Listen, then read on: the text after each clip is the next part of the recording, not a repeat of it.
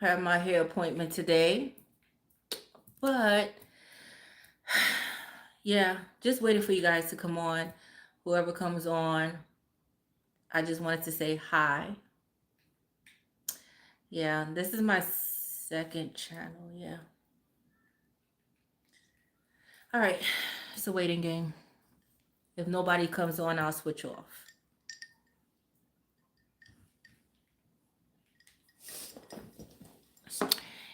Hey, Blossoming. Hey, Mama E. Hey, Raynisha. Hey, B Noble. Hey, Tara. Hey, Nurse MJ. Hey, Nancy Nancy. Hey, A. Mia Davis. Oh, Oakland. What's up, Oakland? Hey, Solamar. Hey, yo. Oh, hey, Sheeta True. Hey, Samara. Master of my world. What the fuck, Savage Heart. Brooklyn Miss. What's up, baby? I love you, Brooklyn Miss. Do Libra, please. I just did Libra yesterday. What are you talking about? You got to go to my first channel. I'm possible. I just did Libra yesterday. Yeah. Hey, Saranda. Hey, Maria. Hey, Gemini God. Hey, Bree. Ashley Daywood. Deborah Cooper. Nancy. Yeah. So I went for my hair appointment today, guys. So as you could tell, you like the bob. So as you could tell, this is how short. Hey, Samar. Thank you, baby. Hey, Dogmara. That's my Gemini baby. Hey, Mahogany Black. Cam, socialite. Your birthday is 2/18. Mine's is 2. You know, everybody's been telling me happy birthday. Ashley Henderson, thank you. Hey, She the Truth. Um, Everybody been telling me happy birthday, and my birthday is not until like it's not until February 18th. I don't know why people telling me happy birthday. I don't know. I don't know. Tell me what you heard. Tell me because I, I'm like, why everybody telling me happy birthday? And I'm talking about, hey, I'm talking about, hey, Ariana. I'm talking about Aries video. Hey, Ingrid. Aries video. They telling me happy birthday. Aquarius is telling me happy birthday. I'm like, is there something coming up that I don't fucking know? I know my birthday is 2/18, but hey, every day is your birthday, right? Right, guys? Hey, Patricia. Hey, Kate Griffiths. That's my Taurus baby. Yeah. February, yeah. I'm like, yo, what the fuck? Everybody telling me happy birthday. I guess it's my fucking birth. They had me actually believing it's my motherfucking birthday. I was like, is it my birthday? I was so confused. I had like a big question mark around me, like, wait a minute. What? Is it my birthday? Yo, hey, yo, what up, LLM? Yo, I was like, the fuck?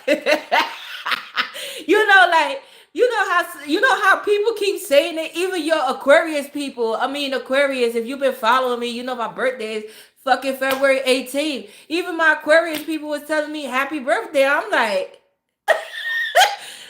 my birthday, happy birthday. And I stopped correcting people. After a while, I just started saying thank you.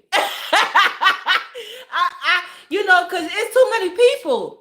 It's too many people to catch up to say, like it's not my birthday. I felt like I was repetitive. Like it's not my birthday, but thank you. I mean, are you wishing me a happy early birthday? What the fuck? Like, what's going on here? It's like the Twilight Zone and shit, right? You're like, do do do do do do do. Is something going on that I don't fucking know? So I just started saying thank you. Even though it wasn't my birthday, I just started saying thank you to everyone because I got tired of saying it's not my fucking birthday. My birthday is February 18th. But I started believing it was my fucking birthday.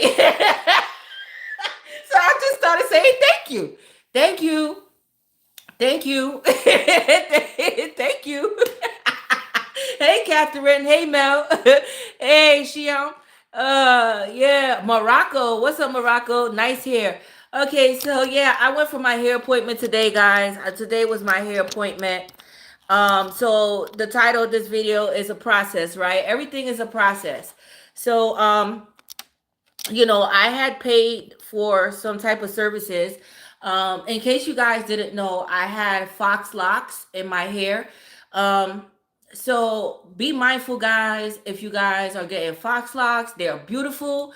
But they're a pain in the fucking ass. Do you understand what I'm saying? They're a pain in the ass. They get caught up in shit, and the process of taking them out is a bitch. So what happened was, I had got the Fox locks, and I was gonna go to the shop to take them out, but they wanted to charge me $80 to take out the Fox locks. So I'm Aquarius. We're doers. We're like, thinking like an Aquarius. I was like, fuck that. I'm not paying $80 for you to take out these fucking Fox locks. I'm gonna take these bitch out by myself, right? And so I started off good, guys. I started off good and shit, like taking out the Fox locks. I didn't, and then I got to here. Now I could have dealt with me cutting the, well, I didn't want to deal with cutting my hair, period. So but anyway, I got to here, to like the front. I was getting kind of tired because taking out those Fox locks, it took me like practically all day. I would say it took me about 9 to 10 hours taking them bitches out, and I started in the morning. Okay. Anyway, I cut. I just I just cut like clip to take it out and shit. And those and Fox locks is some hard motherfuckers taking out. They're hard to take out, okay? Because they actually braid your hair, and then they loop it, and then take some more hair and wrap it around. That's Fox locks. It's a process, right? So I clipped it, but I felt that I cut my hair. I felt it. I felt that I fucked up, and it was right here. It was in the front. And I was like, did I just cut my motherfucking hair? It was just, the cut was just too crunchy. It was just too, and I was like, I think I cut my motherfucking hair. Sure enough, I cut my motherfucking, I cut this bitch. I cut it all right. And I was initially, I was mad. I ain't gonna front. I was fucking mad. I was shocked, but I was mad as fuck. Like, yo, yo, what the fuck? I was mad at myself though. I was mad at myself. And I was like, yo, what the fuck did I just do? Because this is the front of my motherfucking hair. You understand what I'm saying? Like, and then, the aftermath of me looking at my actual hair in the braid, my natural hair. I just pulled the hair like, yo, I cut a significant amount of motherfucking hair off my motherfucking head and shit. Oh my God. Okay. So then it got to the point where I didn't get upset with the lady that braids and does the locks, right? But I got upset at her at a certain stage because I tell people you go through stages, right? It's a process for you to process things. It is a process for you to, you go through all these emotions, right? And then I started getting mad at the fucking lady, right? Like, fucking bitch, and she didn't. But the only person I needed to be mad at is my fucking self, right? So that's why I didn't go back to her, because I could have easily made an appointment and went back to her to get like some fucking braids and shit. But I already cut my shit. So I was like, fuck these fucking locks and braids and twists. Fuck that shit. Like, I got mad, I was mad. So it was either two things. Either I'm gonna have to camouflage this motherfucking shit, pack my hair with gel and jam, and just to do something with this bitch, but it's gonna look kind of tacky if I have long motherfucking hair up to here and this shit up to here. You understand? It's gonna look kind of tacky. Or I'm just gonna have to start all over again and do a rough chop. Just chop this motherfucker off. And so I said, I'm gonna chop this bitch off. I'm gonna chop this fucking bitch off. Fuck it. Hey, Anonymous. Thank you. And that's exactly what happened today. So today was my hair appointment. And yeah, I had to chop it. I'll start all over. I'm going to have to start all over again. So this is me starting all over again. Thank you, Aries. And the Aries cut my hair today, and she is a process though, because I'm still going through the process of things. Okay, thank you, Elizabeth. AJ Beauty, yeah.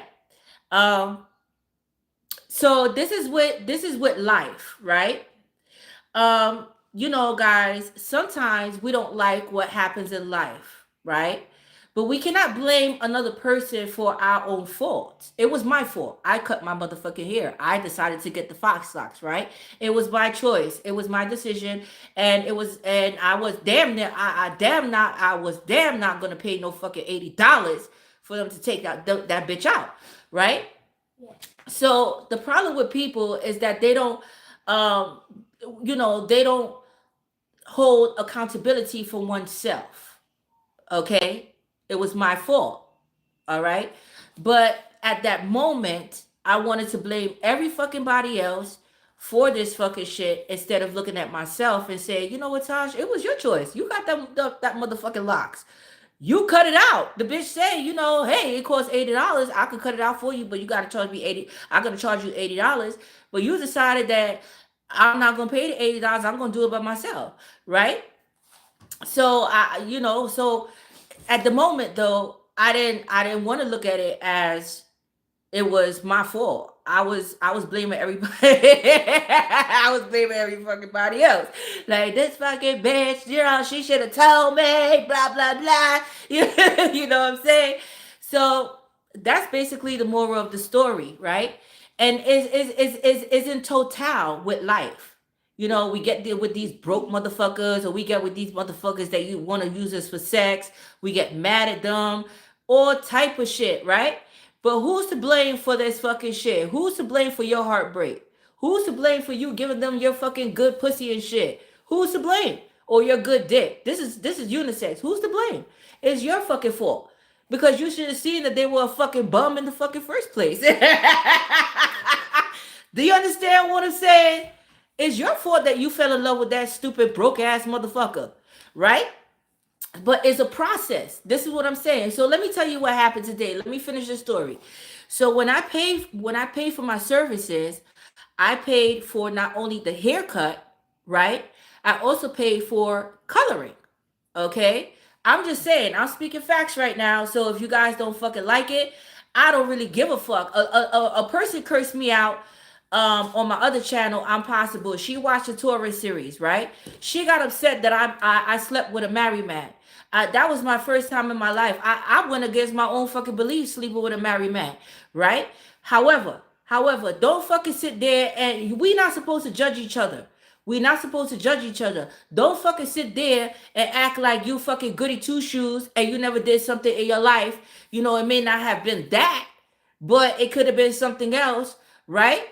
So don't fucking sit there and judge other people and talk about, oh, you slept with a married man. How dare you? You act like I fucking slept with your fucking married man. Well, your fucking man. What the fuck? People take things, a little bit too, you know what I'm saying? Like, yo, like, at least I'm being fucking honest. You know what I'm saying? The problem with people now in these days, they don't fucking be honest with oneself. I'm honest with oneself. You understand?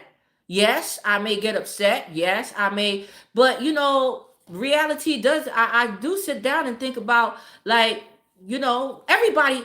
I mean, if you haven't, everybody should sit back and think and reflect on what they did in life. I mean, everybody does fucked up shit in life. Who are you to sit there and fucking judge me? And you possibly did more fucked up shit than I did in life. Get the fuck out of here, right? So that, but people can't accept honesty. The problem with people is that they can't accept honesty, and the other problem with people is that they can't be honest. So it's like a double-edged sword. You understand what I'm saying? It's a double-edged sword. When you give people honesty, they don't like it, and then when you want honesty, they don't give it. You see what I'm saying? It's like kind of fucking that kind of bullshit right there. Yes. It's like the dumb shit, like, the fuck are you to be fucking judging me? Fuck you. Get out of here, like, get the fuck out of here.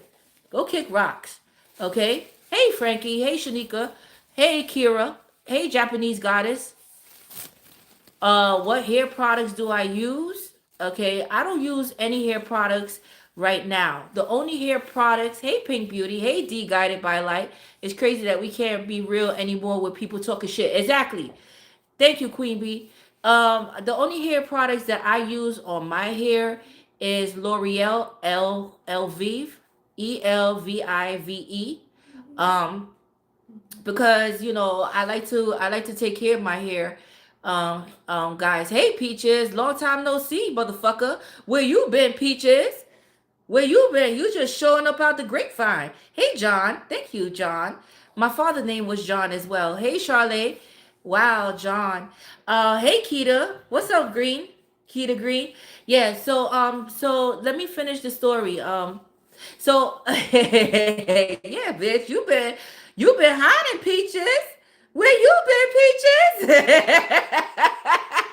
Hey, no Moroccan oil. No, I don't know. I don't use oil on my hair. No, I do not. I use yeah, I do use oil. I'm sorry. I do use oil because I suffer with dry scalp and I use peppermint oil and stuff like that on my scalp. Okay. Hibernating life was lifting. Okay, I got you. I got you. I got you.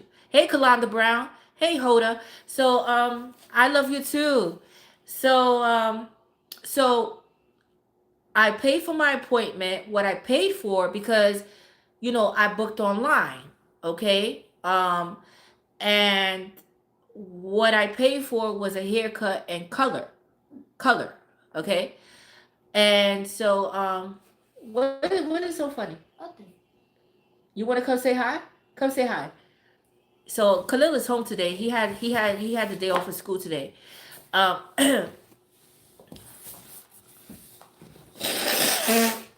excuse me. It's cold outside today too. Come on, come say hi. Khalil got big. Yes, Khalil is gonna be 9 years old in March. He's my Pisces baby. He's my last baby. Khalil. He's almost my height, guys, and I'm 5'7". This mother effer is gonna be mighty tall. Okay. But anyway, thank you. But anyway, yeah, he's a Pisces baby. He's March 16th. So I had paid for hey Rosa, hey Shantae, hey Sugarcane. I had paid for hey Maria Fernandez, purple and gold. Thank you. I had paid for a haircut with dye. Okay, because I don't know about you guys, right? The older we get, my gray hairs is growing in the front. There's no hiding these motherfuckers. At least they're not growing on my PUSSY. I don't have any gray hairs down there, but I have them motherfuckers coming out all up here. Do you understand? So anyway, oh, if anybody ever got waxing down there, like let me know how that is, like waxing down there and shit like that. Yeah. Um, yeah, Khalil, go inside because I'm gonna talk some craziness right now. Okay. Thank you. So yeah, I have to excuse my son before I start speaking because Tasha, my mouth is a little bit foul. So yeah, so I don't have any gray hairs in my vajayjay, but I do have a lot of gray hairs coming out in the front. And so I find myself shaving more often.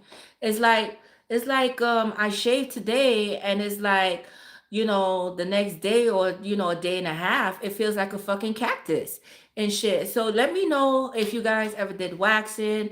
What's your experience? I tried to wax myself one time, guys, and that was an epic fail for me. I end up getting like a fucking hair bump on my fucking shit. The shit left a mark on my fucking shit. It was crazy. But anyway, so let me know about if you guys ever got waxing down there. How's your experience and shit like that? Okay. After a while, the hair stunts and it grows back thinner. Okay. Best, but the results last longer. Okay. It hurts at first, but it doesn't as you get used to it. Depends on the hair. Okay. Laser. Oh, get laser? Okay, I'm gonna look into that. Thank you for Sophia. Thank you guys. So what I paid for today was you know what's fucked up? You know what's fucked up? The last time I cut my hair was 2023 for the year 2024. That was me cutting away, like the past, these, fuck the past and shit like that. That was me starting fresh. And I promised myself this year I was gonna make my hair grow out. So for those of you guys who saw my grandma video, I posted a video of my grandma. That was 3 months before she died. In my family, in our culture, hair is very important.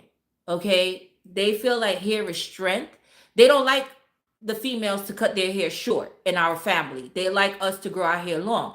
And what I was explaining to my grandma, because my grandmother, she was looking at my hair and she was like, "Why is your hair short?" I was like, "You think this is short?" Like in the video, I was telling her I had it cut like Cleopatra. That's short. But at that time, I was growing out my hair. I always change up my style. But this year, I promised that I was gonna grow my hair out long this year. And look at what the fuck happened to me. Look at what the fuck is going on. But anyway, so that video, I was explaining, I was talking to my grandma about my hair, me cutting it, like she thought it was short. And I was like, "You think this is short?" I have my hair like Cleopatra. Okay. Thank you, Purple and Gold. Yeah, with laser, they tell me that because I have melanin, the hair is dark and sometimes it may not pick up on the laser do. Right. And this is what I'm saying. Because we have melanin in our skin, certain laser treatments is not good for our skin. It will leave blotches. You know what I'm saying? It's just like getting a tattoo removed. It will leave our skin fucked up if you have melanin in your skin. I don't give a fuck about what anybody says. So if they're showing you like tattoo removals and shit, I was going for tattoo removal, but now I'm just gonna do something totally different with my tattoos. But that's another topic. Hey, chocolate chip. Um, so you've been looking all over my videos. Oh, thank you, babes. Okay, so let me tell you what happened. So I paid for the cut and color, right? Cut and color. And so when I got there, first of all, me and Khalil got lost. Okay, we were lost. Well, I lost.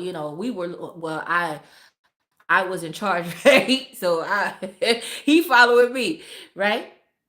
So anyway, finally found the place because the Uber. I took an Uber, but you know, in Harlem, it's like brownstones, a lot of brownstones. And sometimes, the hair salon was in a brownstone. But sometimes it's like confusing. And I end up, knocking on the wrong door. And the guy was like, "Hey, this is not the place, blah, blah, blah." But that's neither here nor there. And so I end up leaving like, "Thank you. Let's go, Khalil. Let's go. This is not the place."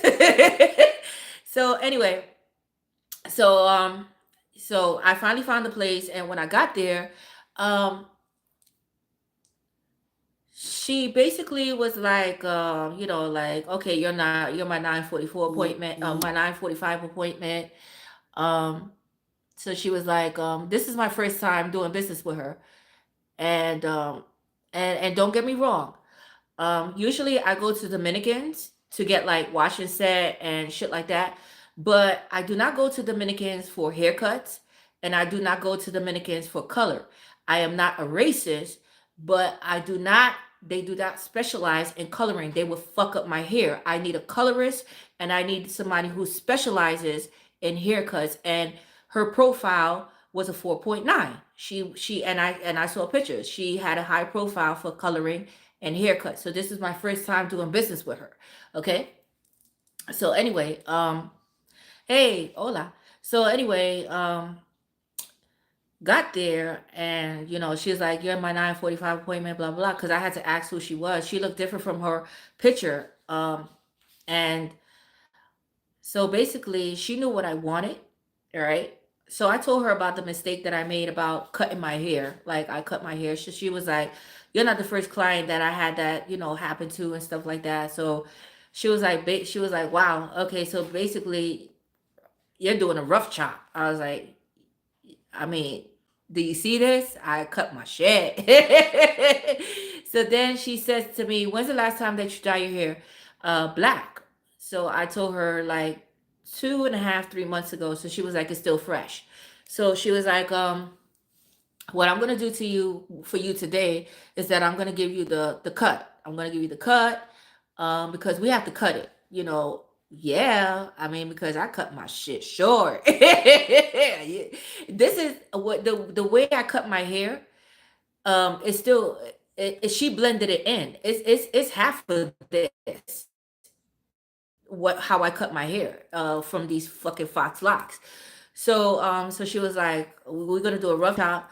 Um, I wasn't willing to do a pixie cut. No, no, fuck that. No, I'm not doing no pixie cut. Shaving the back of my head. I had those hairstyles back in the '90s, pixie cuts and shit. No, there is.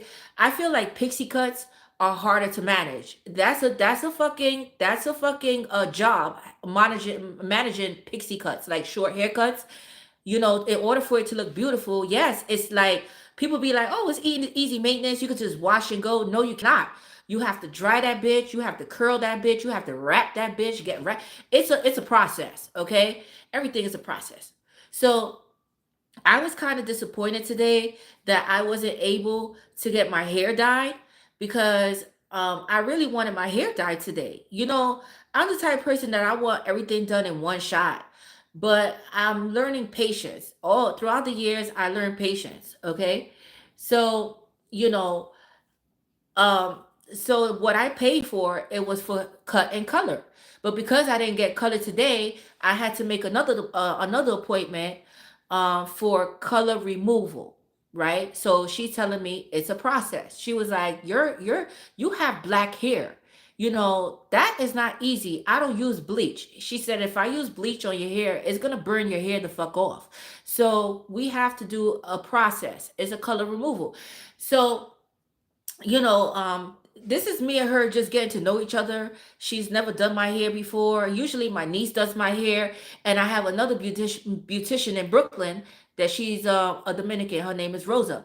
But I love Rosa, but Rosa doesn't specialize in haircuts and coloring. She doesn't. Okay.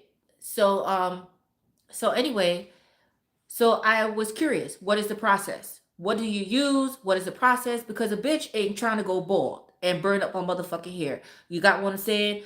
Nah. So she was like, if I cut your hair in a pixie cut, then I could do the coloring. So I was like, pixie cut? No. That like cut the whole shit off? Not that's out of the question. Tasha ain't doing that. Tasha ain't doing that. You know what I'm saying? Tasha ain't doing that. I'm not scared to cut. Listen, I'm not scared to cut hair. I'm not scared of styles, different styles. But that style in particular, correct me if I'm right or wrong, guys. If you have a pixie cut out there, or if you have your hair short, it's fucking maintenance. It's maintenance. Okay, it is maintenance. If you want it to look nice, you have to keep up with it. It's not something that you could just put in a fucking ponytail and a bun. You have to upkeep that motherfucker. Okay, and it's costly. It's costly. It's costly. Tasha ain't trying to. No, Tasha's trying to save up some for a motherfucking condo and some fucking big shit. I don't want costly right now. I don't want expensive, because if you cut my hair short, bitch, I would have to be in here every motherfucking week to 2 weeks for you to fucking curl it, wrap it, zigzag it, whatever the fuck you gonna do. And I ain't got time for. I ain't want to. I don't want to spend money like that. Fuck that. No. So I feel that as people, you have to know what's within your budget as well. Okay. It's a process. Not everything is gonna come overnight. So I was kind of mad because I thought I was gonna get what I paid for, like the coloring and the cut and shit, but I didn't. So patience kicked in. Patience. So she was like, listen, in 2 weeks, you're going to come back to me and we're going to start the color removal process. That takes hours. That takes a long time, because black is the hardest color to strip. If you had light brown, I would be good with that. But you have black hair. So that's a process. So, I had to like bite the bullet. I had to be like, okay, like, what am I going to do? tell her, oh yeah, well, I'm mad. No, I already paid for the motherfucking service. So cut my hair. So now therefore that money is going in, that money that I spent for the color is going into my next appointment, because that appointment is called the removal process. The removal, right?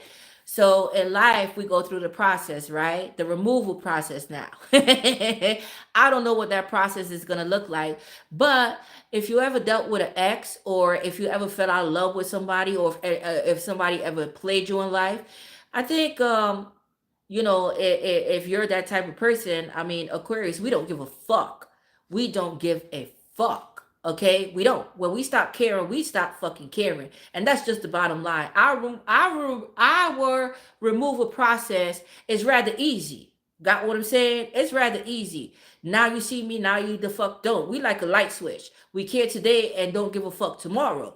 That is the Aquarius way. So with me, the removal process is like, okay, but the impatience part, I could be impatient. You understand what I'm saying? I'm like, damn, I wanted this shit done today, but fuck, okay, whatever. Hey, apple of his eye, hey, Parish. Yeah, so the removal process, I feel, for me, is gonna go smooth, because as an Aquarius, the removal process for me is rather quickly.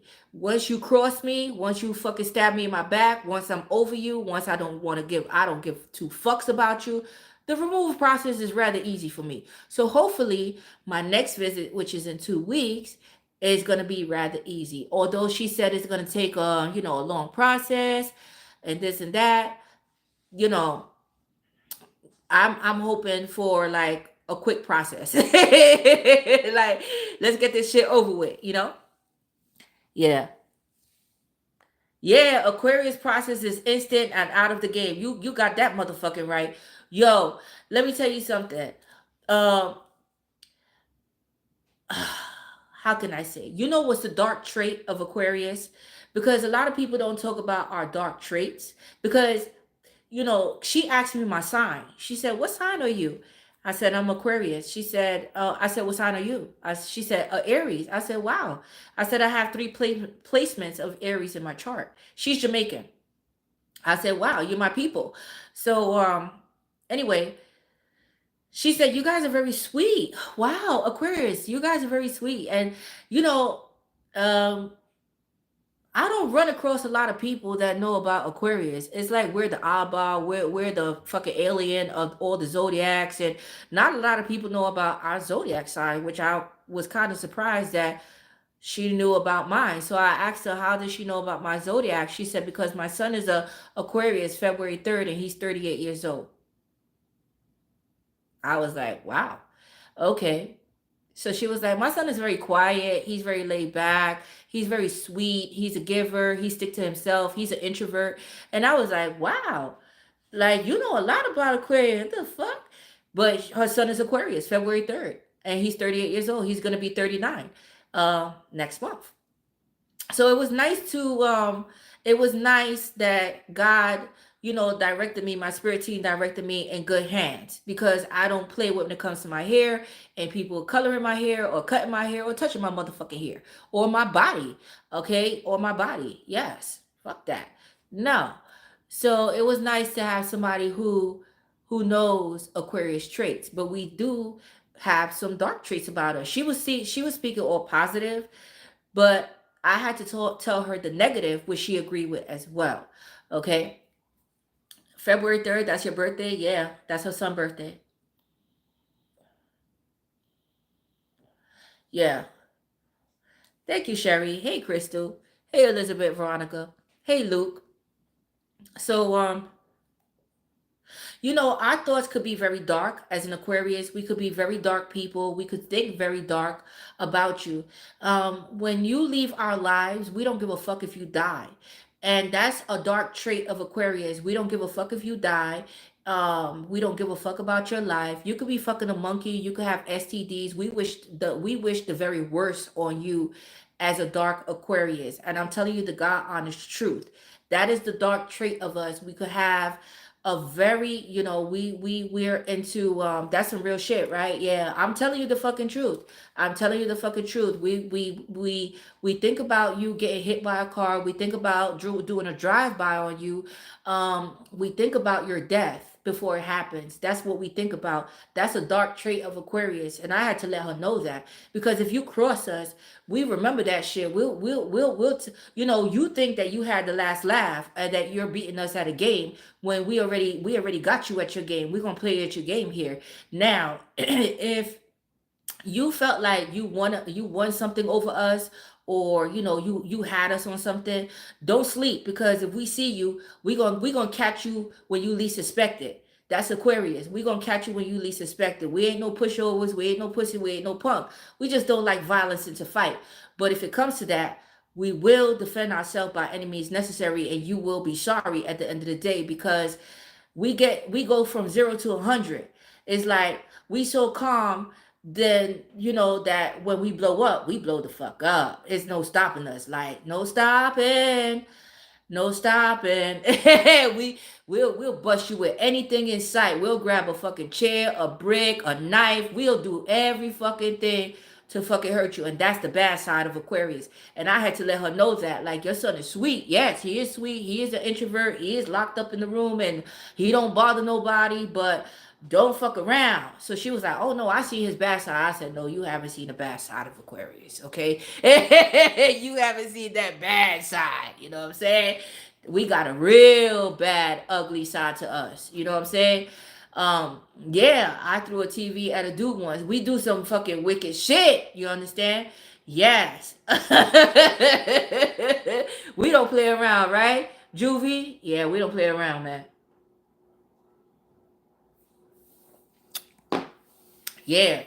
So so that's the whole shit. So I had to tell her I had to tell us I had to tell her that every human being have a good and a bad side. Every sign have their good and bad traits. There you go. Every sign has their good and bad traits about them. Okay?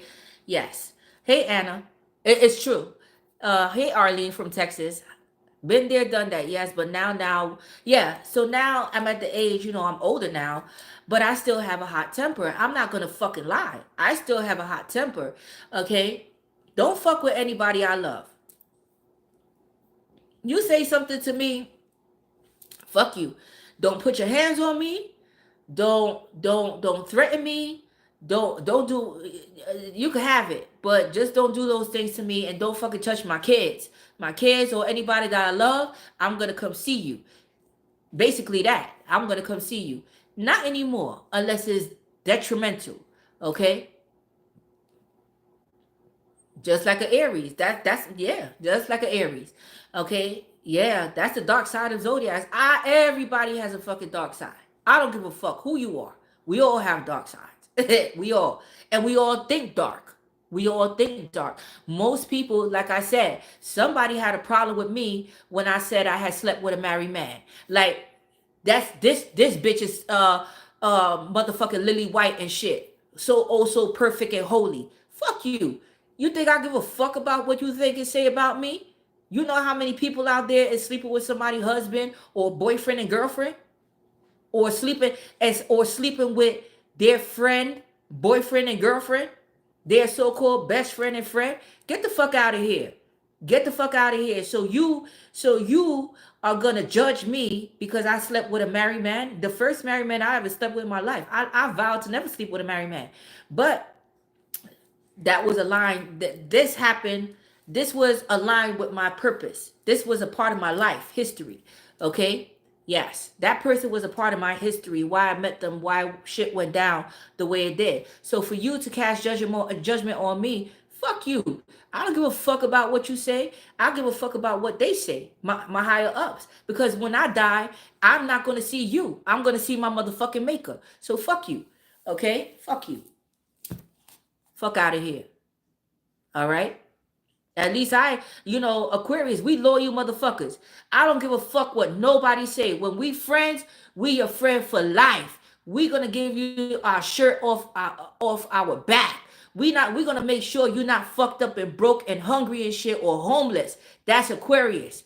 we're gonna make sure we may not show emotions like that.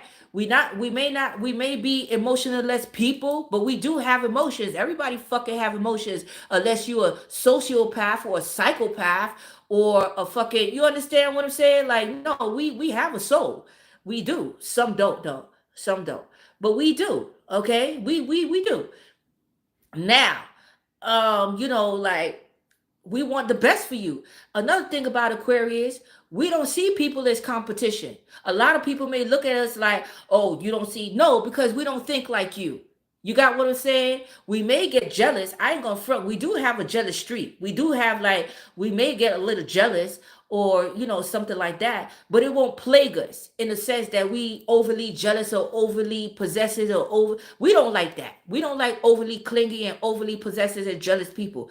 Fuck that. So we're not like that. We may admire you a little bit too much, but nah. So we don't look at other people as competition. Okay? Yes, because we're not that type of people. Like, we want the best for you. Okay? Even if you have like a fucking stain on your fucking shirt or the back of your pants, or you looking fucking tacky. If you look fucking tacky, you're not going out with an Aquarius. Are you fucking stupid? We're gonna tell you, bitch, you look tacky. Take that shit off. Or, we got a little hoish side. Okay, we do have a little freaky. We could get kinky and freaky now. Don't get it fucked up. But in certain occasions, we gonna tell you, bitch, I don't want to be a hoe tonight. You gonna, because birds of a feather flock together. So if you're looking a little bit too hoish and shit, I don't wanna look, no, not tonight. Tonight is not hoe night. I don't want to look like a hoe. I want to get, you know what I'm saying? Like, I don't want to look like a hoe. Not tonight. Not tonight. Okay? That's how we are. That's how we are. You know? But we like the sexy shit now. Don't get it fucked up. We like the sexy shit, okay? Yeah, yeah, yeah, yeah, yeah. we like the kinky, nasty, naughty shit. We like that shit now. Don't get it fucked up, okay? But we don't want everybody to look at us that way. Like a slow and like a hoe and a slut and shit. We want to be a hoe and a slut in the bedroom, in the back door, behind closed door. We don't want to be a hoe and a slut in public. Although sometimes that do happen. You know what I'm saying? Although sometimes that do happen where you just fucking, random places and shit. Because we are exhibitionists at the same time. I ain't gonna lie. But yeah, just saying, shit happens. Shit happens. It's just living in the moment, right? Thank you, Cameron. Yes, hey, Fire Dove Tarot. But what I'm saying is, like, like, I'm at a point in the life where I'm just like, chill. I'm just chilling. I'm laid back. I'm having my drink today. I ain't gonna lie, guys. I'm sipping. You know, fresh haircut. I didn't get my color. I didn't get what I wanted, but I know in 2 weeks I'm gonna get what I want. But you know, mm, it's a process, so I have to wait. I have to wait, right? So with anything in life, it's a process. You know, people expect things like, oh, listen, it's like a person that you want, or for you to have money or a place, right? Why don't you wait for God to deliver? Maybe something is not for you. That person is not for you. You know, maybe that person has an underlying disease or STD that they could give you. Maybe that person, you know what I'm saying? So it's like God removes people out of our life or block people out of our life for a reason. That's not the only person on planet fucking Earth. Why don't you give yourself time to heal and really show yourself self-love and self-care? Worry about yourself. Don't worry about that motherfucker, because that motherfucker is over there in some hotel room banging out some other bitch back, or have a STD, or get somebody pregnant and doing fucked up financially. Why would you want a person like that? God is like, why would you want a person like that? A person that can't provide for you, a person that is sleeping around with other people, possibly have STDs. They don't use condoms, right? and getting people pregnant because they don't care, that not taking care of their response. Why would you want a person like that? I don't give a fuck. I dealt with people like that, and I'm sorry, I'm not gonna deal with people like that anymore. I'm not repairing. First of all, you can't change a person. If a person is broken, why would you want to repair somebody when if you always gravitate broken people, guess what? You need to take a step back and look at your life because you're a broken motherfucker. That's why you always generate these type of people in your life, these broken motherfuckers that's broke, that's homeless, that is not a provider, that don't take you to fucking nice restaurants, that don't buy you shit because you're a broke motherfucker inside. Yes, you're insecure. You don't know yourself. That's why these people keep coming in your life because, but you still need to heal on the inside. Beauty is skin deep. You got what I'm saying, guys? It's not on the, they look good. They eating right and their skin is glowing and they have a muscular body, but they're a broken motherfucker. They're a broken motherfucker, right? So if you're out there crying and waiting for a stupid motherfucker that have never done anything for you, then how could you love somebody else before you love yourself? Fuck that. And I had to learn that. It's a process. It's a process. You learn it as you go, as you grow, and as you keep dealing with these motherfuckers that's coming in and fucking on you and think that you're some fucking toy and something to play with, and they pull on your heartstrings and they use you, you learn to not give a fuck. You're gonna keep going through these cycles with these motherfuckers until you had enough. Until you had enough. Until you had fuck a twin flame and a soulmate. That's what I say. Fuck them. Fuck them. Because you know what? What am I looking for? I'm more, people bypass the more important things on earth. Why we here on earth? Why are you here on earth? What is earth? What is earth? You hear these sirens and shit outside? What is earth? Nothing but chaos and drama and STD and killings. This is hell. That's earth. This is hell. Okay? And before I step outside, every time I step outside, I pray. How many of y'all pray before you leave your fucking house? I pray. I be like, I pray. I say a prayer to myself. Okay? Earth is hell. This is hell. This is hell. Okay? So I say a prayer before I step outside because you never know what's gonna happen. You never know. You never know. Right? And the way shit is looking, do people really, because I look at like Snapped and I look at, forensic files, I look at all this shit, right? And I'm like, do people really watch this shit? Like to see how people mind think? You know? Yeah. Yes, Jehovah. Yes. Yeah. So what are you really waiting for? What are you really crying for when in this life you have to survive? It's the survival of the fittest here on earth.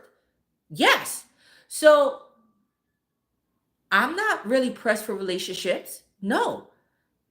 No. Thank you, God. I have 4 kids. Thank you for my 4 children. Um, Thank you for the experiences in life of men using me and abusing me and taking advantage of me. Thank you. I have no regrets in life. I have no regrets. I'm not mad at these motherfuckers. I just don't want to see them ever again in my fucking life. And I thank God that I have never bumped into them a day in my life. I thank God that God keeps them away from me, that they don't know where I live, that when I walk in the streets, I don't bump into them, because then it will be kind of awkward, right? Yes. So you have to thank God for these things. You have to thank God that that he removed them out of your life and that they will never ever ever be able to see you again, know where you live. Nothing. Nothing. Nothing. Okay, I love you too. Hey, Isis. Yeah.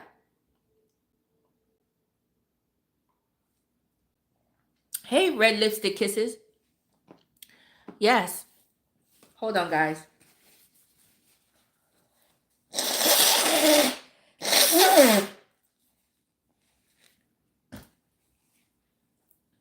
Yeah, so you know, when a person you know hurts you in life,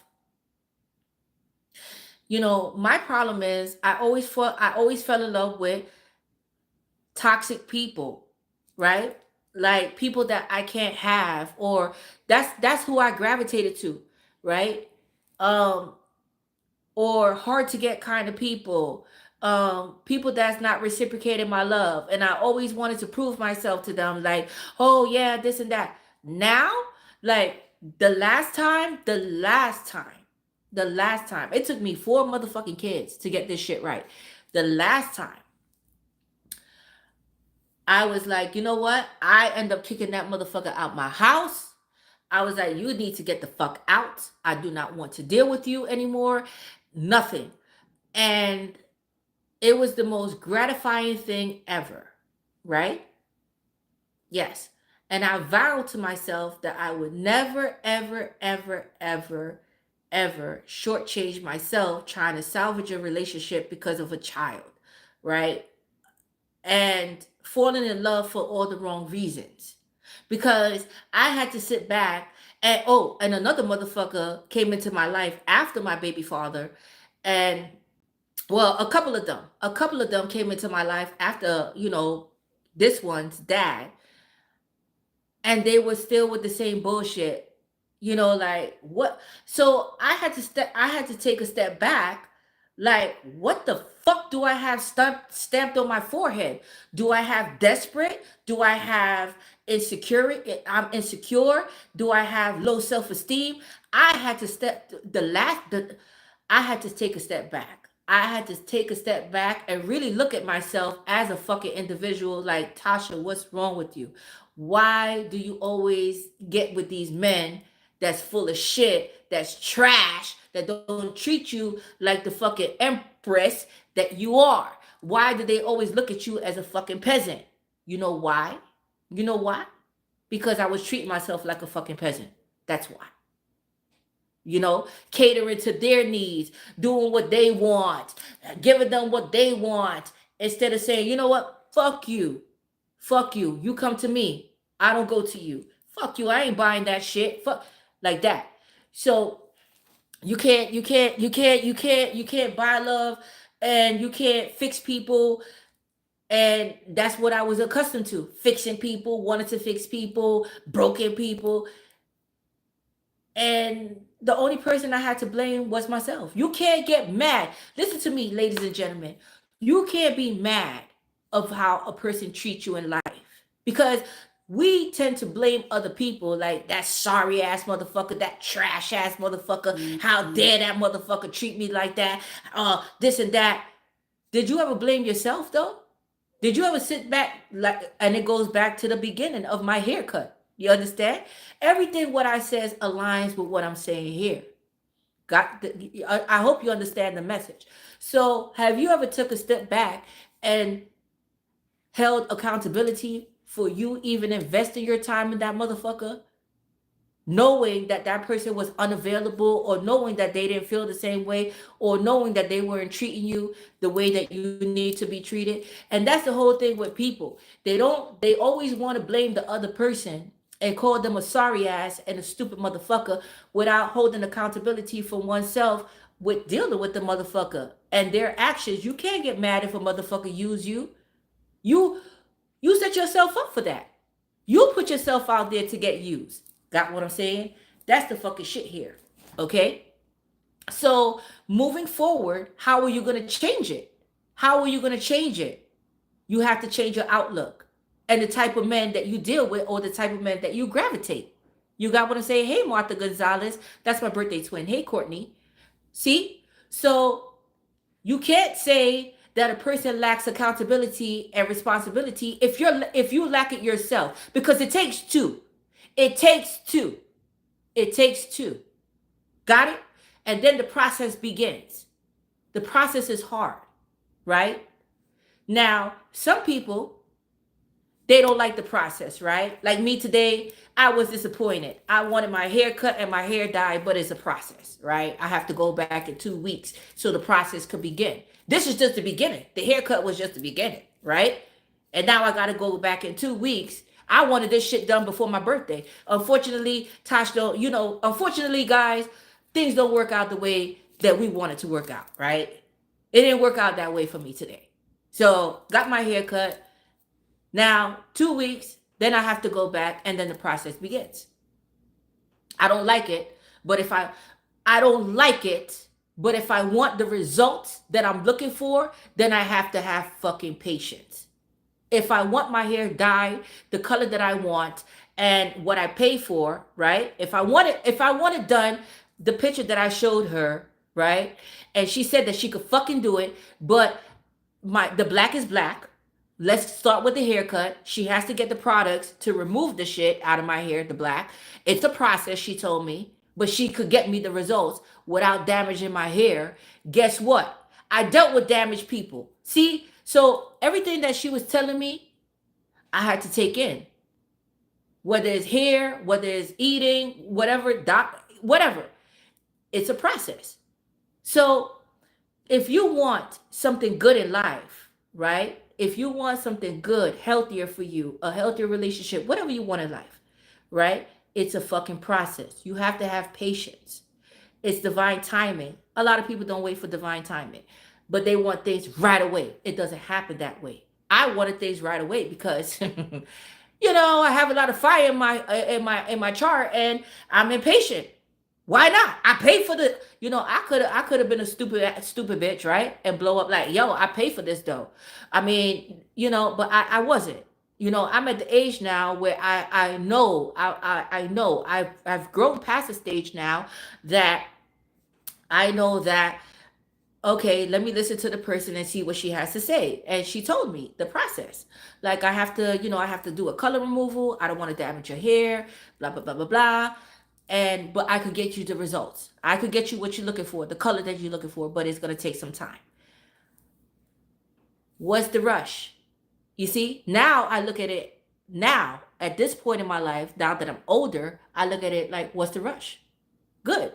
Okay. If you could get me the results that I'm looking for and what I want, and then I will wait for it. And see, most people in life, they don't want to wait. They want things done right now. They want it right now. But God has taught me a lesson in life that in order for me to have what I want, I have to have patience. Thank you, Cam Socialite and Dola Talk. Thank you so much. Love and light to you. Hey, Mikal. Hey, yes. So was I disappointed today?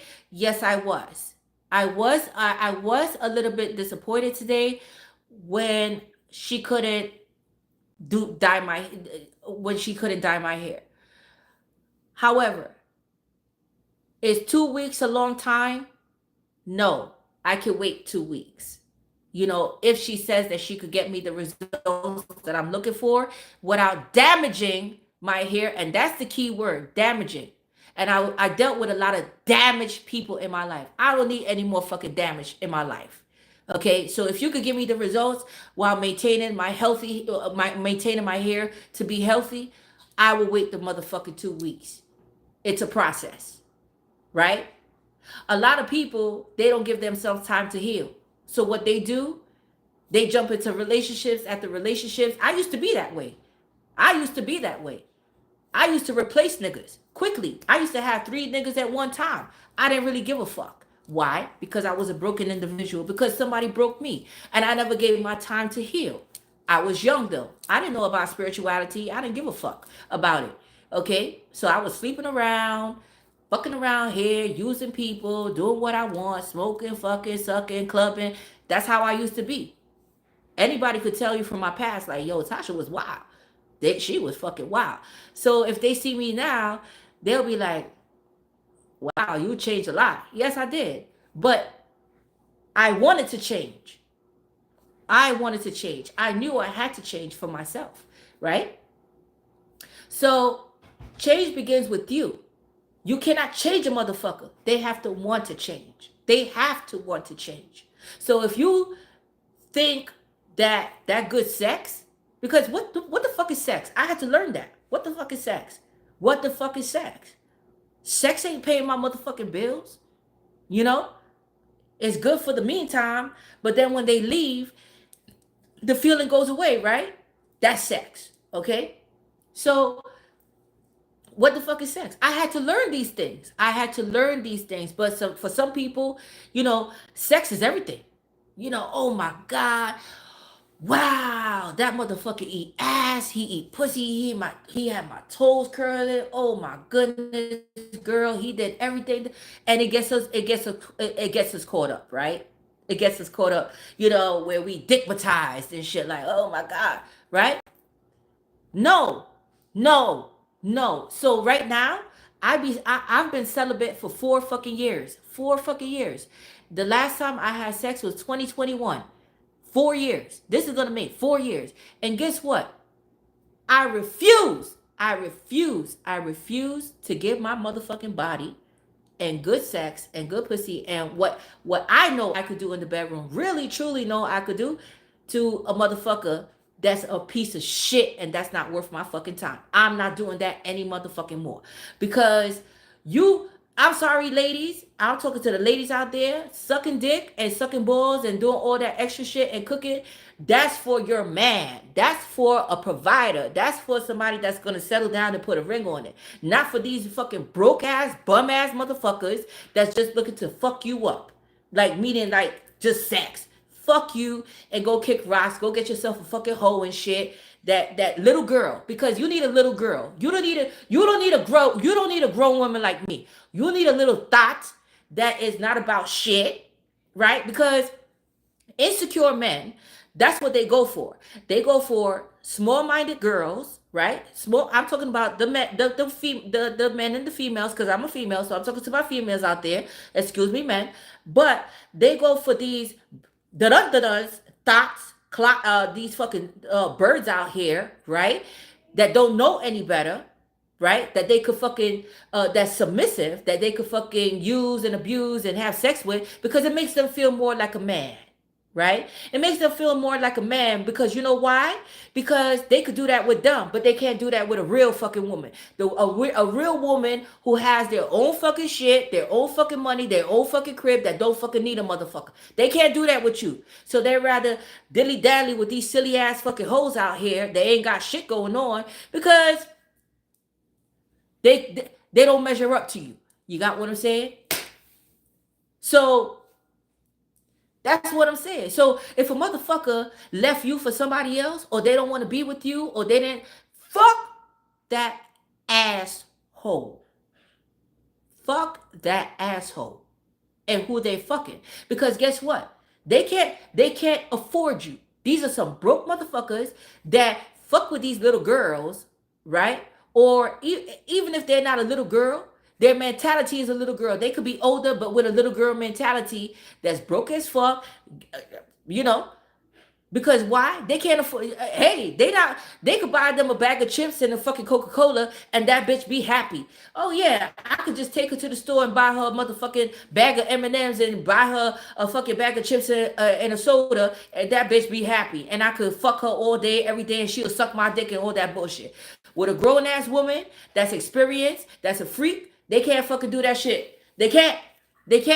Because we looking for rent, we looking for light, we looking for cable, we looking for some bread, we looking for a provider. Fuck a cook for you. What the fuck you think this is? Nigga, you need to take me to a restaurant. You see, these bitches out there, they're not taking them to no restaurants and shit. They're birds. And you know what I'm saying? And guess what they do? They get these birds pregnant and shit. They don't support their kid. Why? Because, well, we was having fun. That's what they gonna call it. Oh, we was having fun. Oh, you making the decision for me when this motherfucker wasn't using condom. But the small-minded person made them feel like a man because they're a broken individual and they're insecure. Got what I'm saying, ladies? So when you lose somebody in your life, ladies and gentlemen, when you lose somebody in life, they wasn't for you. You got what I'm saying? You have to wait for somebody, for the universe, for God to bring you who's for you, who's gonna match your vibe. okay? A working individual, an entrepreneur, whatever the fuck you doing, a provider, somebody who's cooks and cleans, somebody who's about their fucking business, somebody who got their head right. You know what I'm saying? Not somebody who's using drugs, smoking, drinking, fucking, sucking. You don't want that.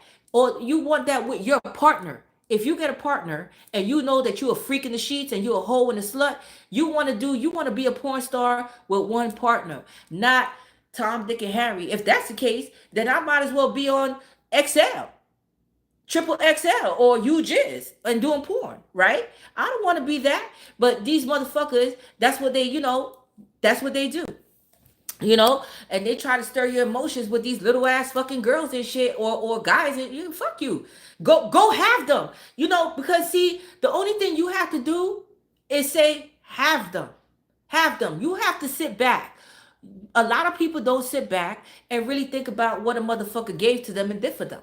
If you sat back and think about the stupid motherfucker, if you in love, I'm not in love. So if you're in love with someone, right now, and you think about the motherfucker and what they did for you and what they did to you, right? I guarantee you, you will feel stupid of why you love them. You would think to yourself like, why do I love this person? They didn't do shit for me. All they did was treat me like a fucking rag dog. Or I'm telling you, I'm telling you. All right. Yeah. Hey, Tori, and I'm talking some real shit. So whether you like what I have to say or not, I don't really give a fuck. Okay. Hey, Miss Hidden. Hey, Eves. Yes. Hey, Roro. I was with a man for 13 years who didn't love me because he didn't love his fucking self. And that's the fucking shit. So how could you be with somebody that is doing the bare minimum, right? They don't even fucking, they're thoughtless. They don't even think about you. You know, have you ever had a motherfucker, right? That you outside, say like you outside somewhere and you have to make a pit stop, like, go to the store or whatever. Have you ever had a motherfucker that never asked you for shit, like, they only concerned about themselves? Or have you ever spoke to a motherfucker and the first thing they talk about is themselves? Like, oh yeah, I'm going through this, I'm going through that, I'm doing that, blah, blah, blah, blah, blah. They're not concerned about your life. They don't even ask how you're doing. They right away start talking about their motherfucking problems and what they need and then what they fucking want without being concerned about your fucking life. Fuck them.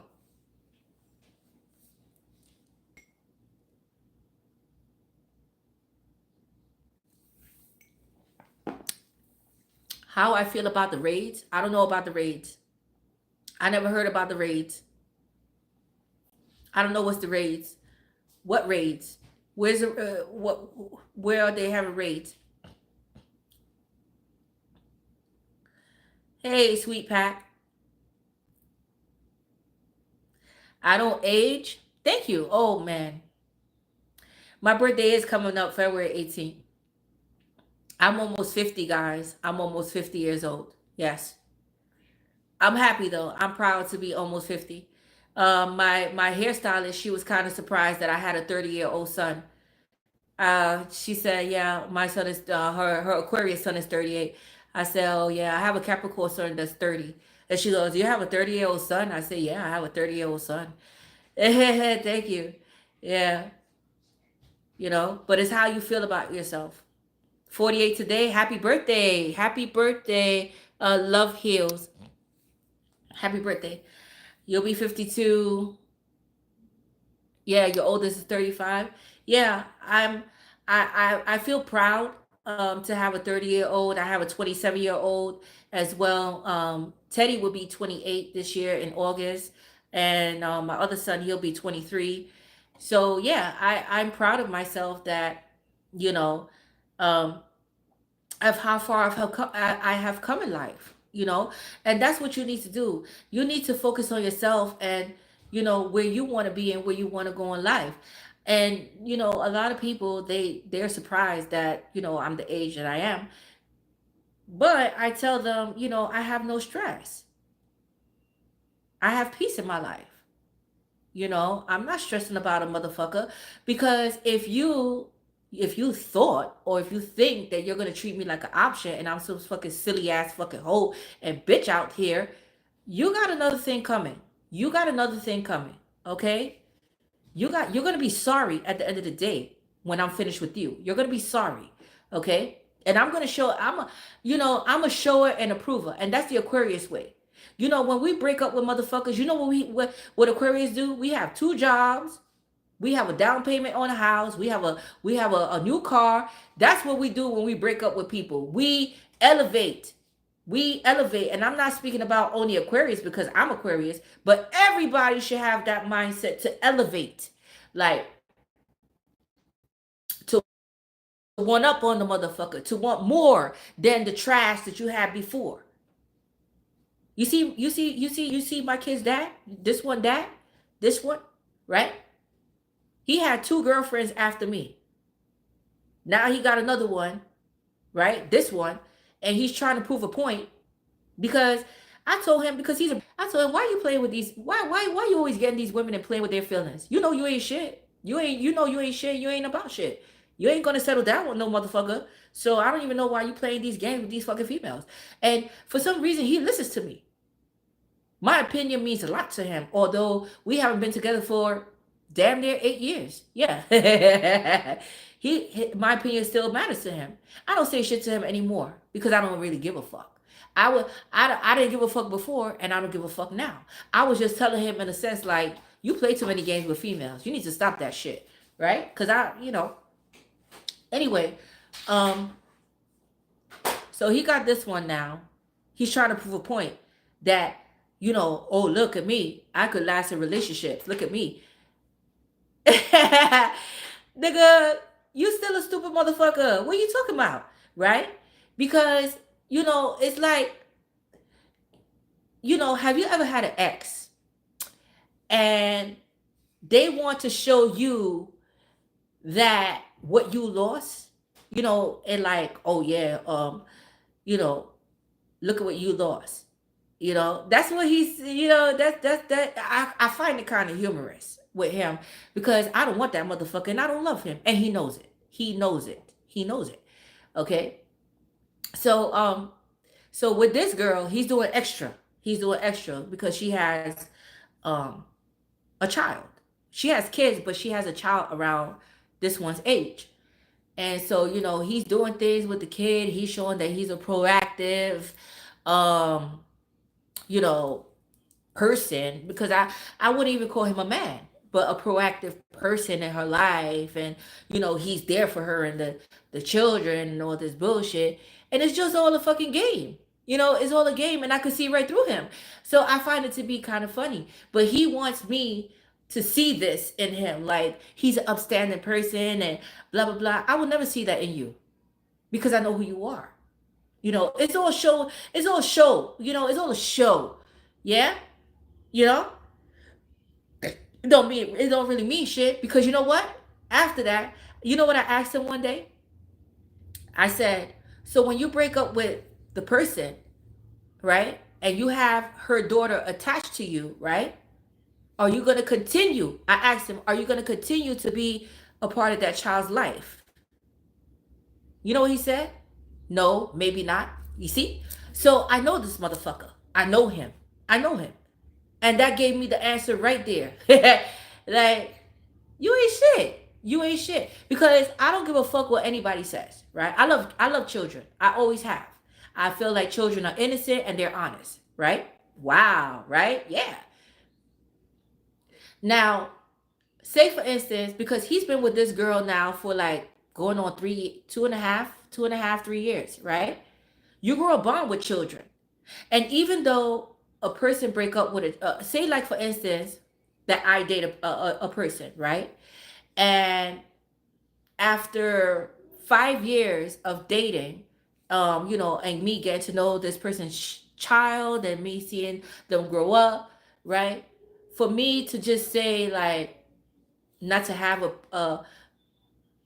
I can't because I already build a bond with that child.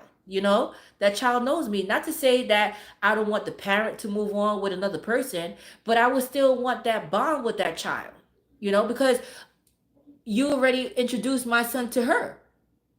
My son already have a bond with her daughter. They call each other brother and sister. So when you break up, for you to just say like, nah, maybe not. That's that's just like, well, fuck her and her kids. That doesn't see me. I'm different. I want my kids to still see each other and have that, and talk to the kid and be like, hey, how are you? Even though I don't want their parent anymore and they can move on, but I would still want that to know that the child is okay. That's what I'm saying. And to have that with the child. You see? So that's how he thinks. That's what I'm saying.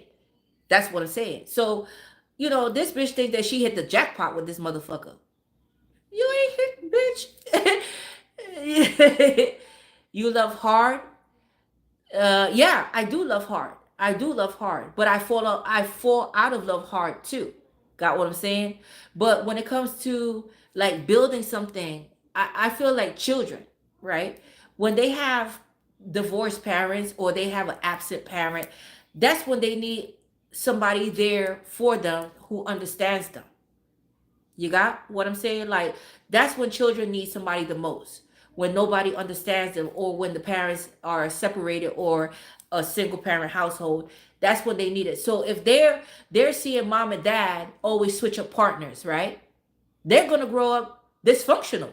Like, that is normal to have different partners and to have different, men and women. She's a girl. To have, we don't want our kids growing up like that, to have that mentality. Like, I don't want my kids to see that and be like, oh yeah, my mom had a lot of men in her life and I used to hear her fuck.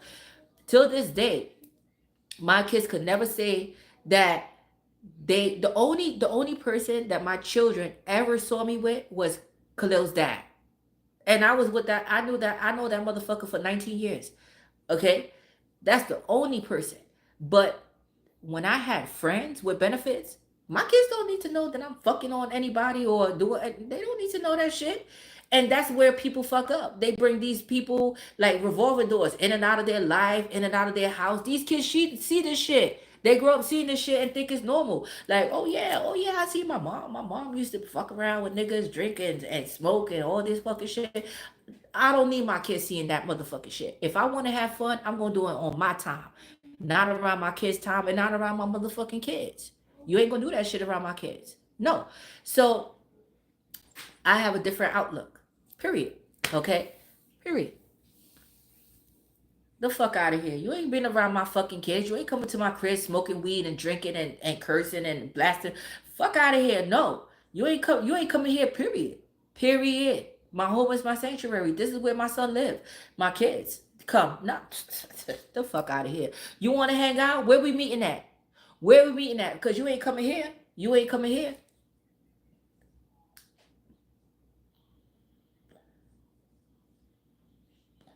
The fuck out of here. Not when these days the motherfuckers be like, uh, so when you inviting me over for dinner? Never. The fuck you talking about? You ain't coming over here for dinner. The fuck you talking about? And they didn't even set a date to take you on a date or to drink or to have them. They want you to cater to them right away. Like, oh, so when you gonna invite? The fuck you talking about? What? Nah.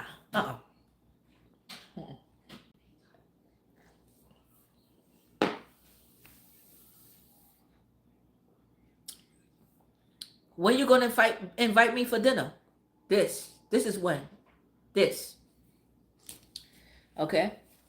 The fuck out of here. And then they want you to invite them for dinner and then they don't offer shit. I hate a motherfucker like that. I hate a motherfucker that you so suppose that you decide to invite somebody to your house, right? Suppose. I hate a motherfucker that don't know hospitality. Anytime you go to a person's house or they invite you to dinner, bring something. Don't bring yourself. Ask to bring something. Bring something that is blessing their house, that is showing that you're thankful to be invited over their house. That is because you understand what I'm saying? You know what most motherfuckers do, right? Well, the motherfuckers that I dealt with, that I had to check, like, yo, you know, you're not even asking me what I need. They don't even ask you, you need soda, you need the water, you need to bring. No. These are the motherfuckers that wasn't raised right.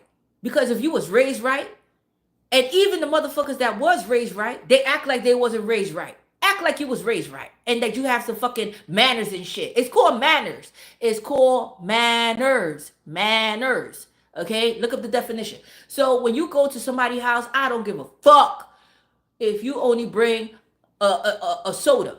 It's something. It's something. It's something. You're not walking in somebody's door empty-handed. Got what I'm saying?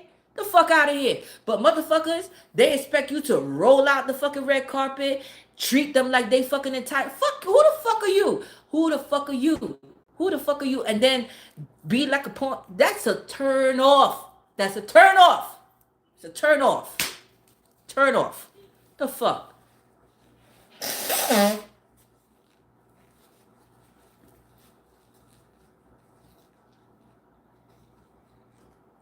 It's a turn off. Okay? It is. You know? If you don't ask me, if I invite you to my house, right? My sanctuary, my peace, that I don't invite anybody in this motherfucker. And if I invite you here and you don't ask me if I need anything or if I want anything, I'm going to cancel that motherfucking date. I'm going to be like, you know what? Something came up. I'm not feeling well. Let's make this another. We'll meet somewhere else. That's it. Because that goes to show me you have no class. You have no tact. You're tactless and tacky. Okay? A bottle of wine or dessert or something. These motherfuckers don't want to bring nothing but their slab of dick on the plate. Oh, yeah. I don't have to bring anything because, you know, I have the dessert right here. They have it in the fucking imaginary fucking silver platter. Their fucking dick on and balls on the platter here. Like, hey, wait, what you want for dessert first? Do you want the balls or do you want the fucking cock? You know, like, get the fuck out of here. That shit, you know, like, that shit is a fucking turn off. That shit is a turn off. That shit is a fucking turn off. Fucking, yo, bozo ass shit, man. You look at them like a fucking clown. Like, yo, you a fucking bozo, man. Like, yo, you doing some bozo shit. You doing some bozo shit. So then when you start treating them like the bozo that they are, right? They don't like it. They don't like it. The fuck you think I am? Like, dinner? You coming over here, you asking for this, you asking for this, that, and third. You asking for too much, motherfucker. You asking for too much. Ashley, I've met about 4 men since I've been on my healing journey of 2 years, and they all were turn offs. Yes. Yes. Turn off. Just a big turn off. So, hey, Helen Holiday. My mother name is Helen. Hey, Shamara. They better play somewhere else. That's what I'm saying. Go. You know, the biggest turn off is when men want you to be their mother. You know, to cater to them. Wash their clothes, cook dinner. And they're not paying any bills. They're not paying any bills. They don't feel that they have to. They want you to do everything. You working, you cooking, you cleaning, you having sex with them. You're my child. You're not my man child. You're my child. You're not my man friend. You're my child. Who the fuck wants to deal with somebody like that? I have 4 boys, 4 grown boys. I don't want to deal with that shit. I have men. I have grown men. Grown men. Grown men. Grown men. My children don't even live with me. My children don't even expect that from me as grown men. And you think you're going to come into my fucking life and you are going to expect that from me? Shit that my own fucking grown ass men, kids, boy kids, men that I have grown, that I pushed out my fucking pussy, that don't expect from me, you expect it from me? Take this, sit on it, and rotate. Take this, sit on it, and rotate. The fuck out of here. You know? No. No. No.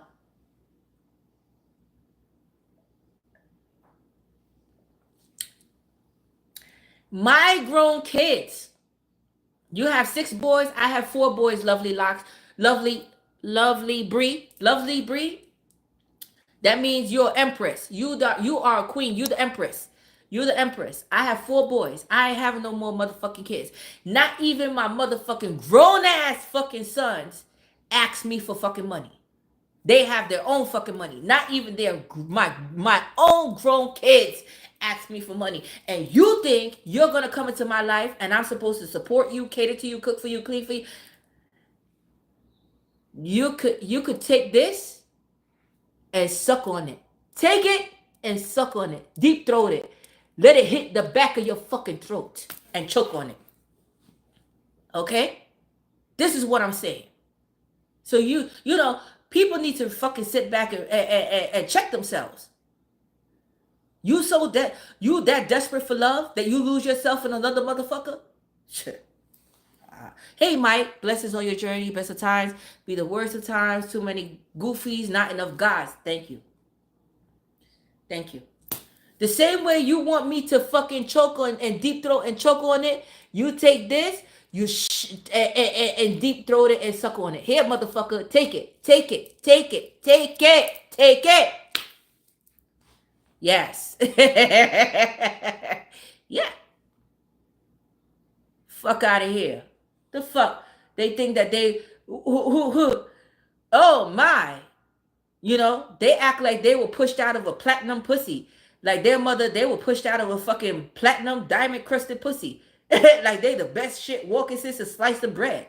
Get the fuck out of here. Get out of here. Get out of here. Yeah. You ever seen them? You know them. You know the gold digger. A gold digger is a noun, guys. It's a noun. It's for male and female, in case you didn't know that.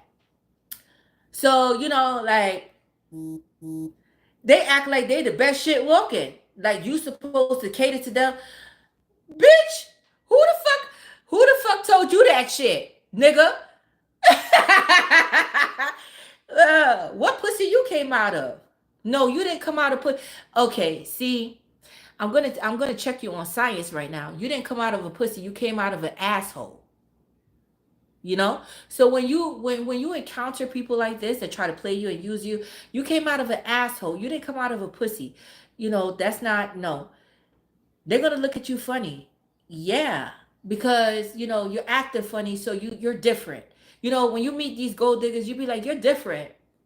You're really different. How am I different? Because everybody else that I know came out of the stomach and vagina, but you, my friend, came out of an asshole. So that makes you extra special, you know?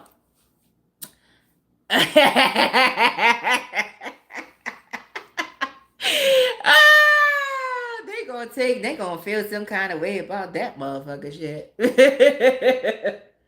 Huh?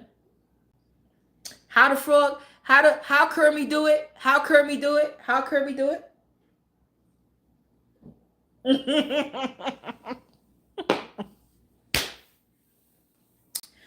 Yeah. That's why they full of shit. Exactly. That's why they full of shit. And most of the time they full of shit, right? Most of the time they full of shit. And hey, Serious Starlove. And so yeah, you know, if the shoe fits, I mean, why not? You know, you know. And you say it's so it's called classy sarcasm, you know, classy sarcasm. Yeah.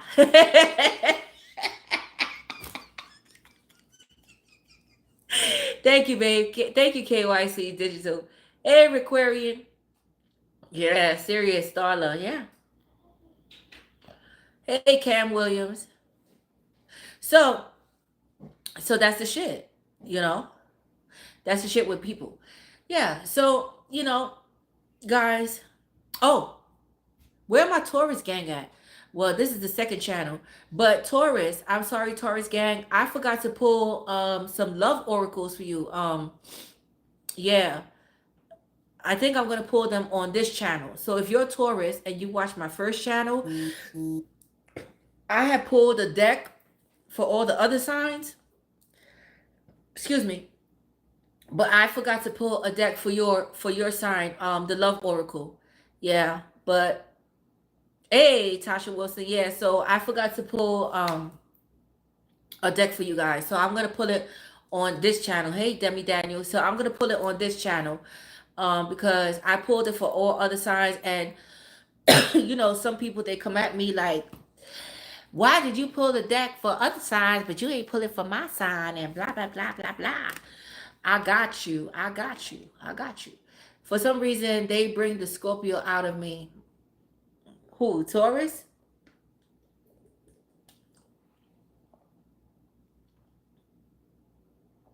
Thank you, Erica Harris. Beliza de pelo. Oh, thank you. Thank you. Is that Italian? Harisca. Beliza de pelo. Thank you. I don't know how to say it. Grazie. Um, yeah. I don't I don't know how to say it. But hey, looking good. Hey, thank you, Demi. Yeah. So so when you encounter these type of people, you know, and when you had enough, when you had I had enough. I had enough in 2021. I had enough. I had enough. I had enough. And yeah, it set me off on my spiritual awakening, but I was still dipping and dabbing in 2022. I ain't gonna fucking lie. I was still, you know, dipping and dabbing, but it was nothing serious because I wasn't taking those people seriously any fucking way. Like it was just like rebounds. But yeah, I wasn't really serious. I still didn't take myself serious in 2022. Um, but I started to. Like, yeah, you know, after a while it's just start, you know, and I'm happy. I'm happy being single. I'm happily single. Yes. And you know, I tell everybody they're the creator of their life. You're writing your story, right? I have a story that I wrote to myself a long time ago in 2016. Well, what is it? No, not even 2016. I think 2017. I wrote myself a story. And that story I still have to this day. I never took away that story. But everything that I have said about my life on my vision board, I have accomplished. Yes. I love you more, Josephine.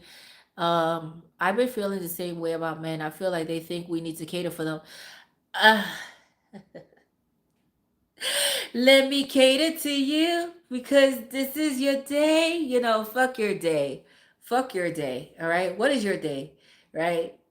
You know, I have never met anybody that, oh, with the exception, I had two Virgos and one Taurus. One Taurus.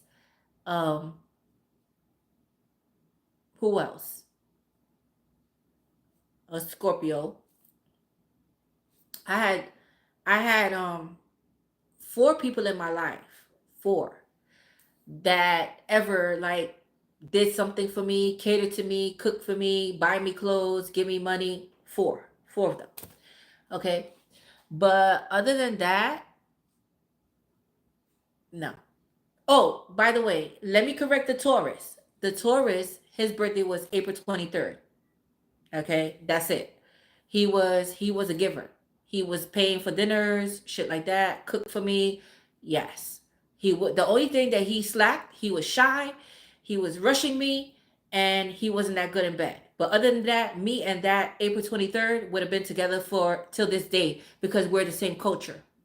We're the same culture. We eat the same food.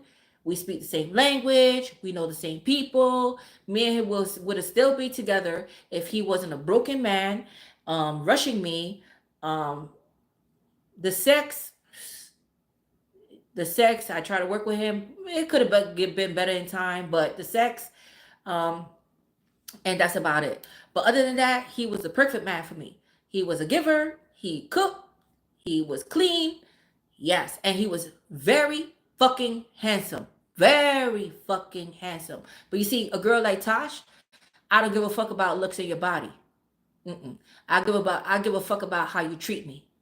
Okay? I give a fuck about how you treat me. That's it. Hey. Two Virgos. I had two Virgos. One was September 21st and the other one was September 13th. Both givers, and they fuck great.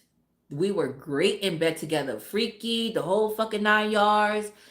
Whoa, tear the house down. Me and two Virgos. Both of them was fucking freaky, and both of them fuck good, and both of them was gift givers. I never had a cheap Virgo. So if anybody said that they had a cheap Virgo, I cannot agree with you because I had two given Virgos and I was seeing both of them at the same time. Okay. They didn't know about each other until. And the Scorpio was in and out with me. He was semi cheap, and I had to check him on that. Like, yo, you kind of fucking cheap for me. Like, I don't like, that you're cheap, you're this, you're that, da da da da. But he was more of a homebody. He liked to cook. He was a very fucking good cook. The November 8th Scorpio that I had, he was like a chef. He used to cook.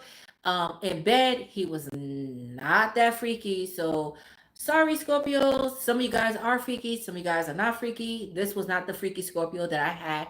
He was more of like the feminine kind of energy Scorpio that he cooked, he cleaned, but he was more like he wanted to be, yeah, submissive. Okay.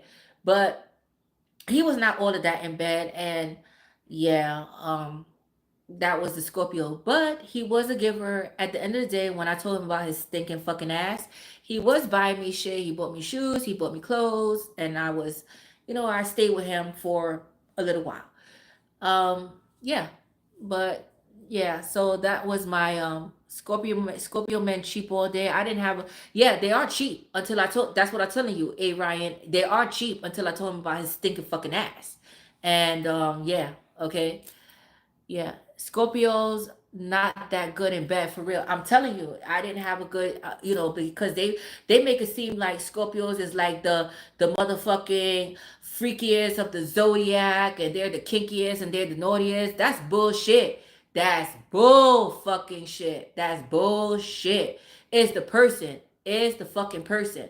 Because I know as an individual, I like role play. I have a lot of naughty shit in my bedroom that's collecting dust because I promised myself I would never, ever, ever give myself or be freaky and kinky and show that side to another person unless we're in a relationship, unless that is my partner and they're open to it. Because see, my next partner, he's gonna be open-minded. He's gonna be all the shit that I want in a partner.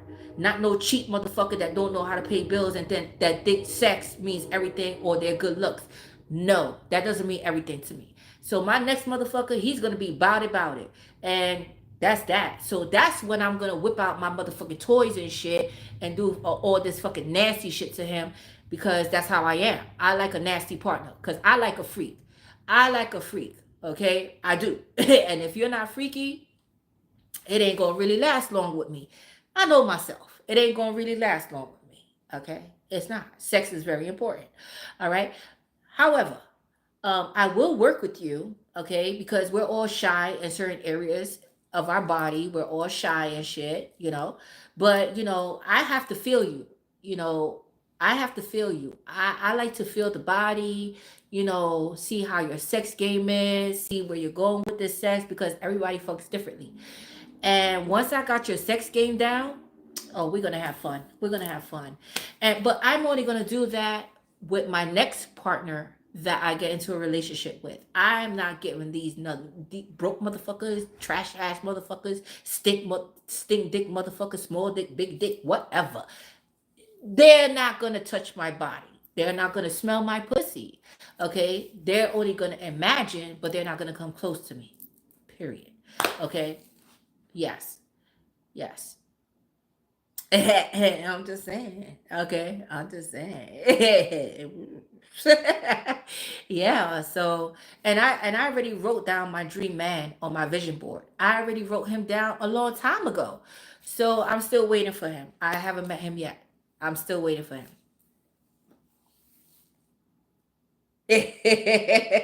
Mhm.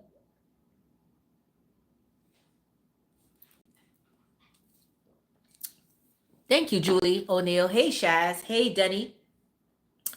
Yeah, and that's how we should think. That's how we should think.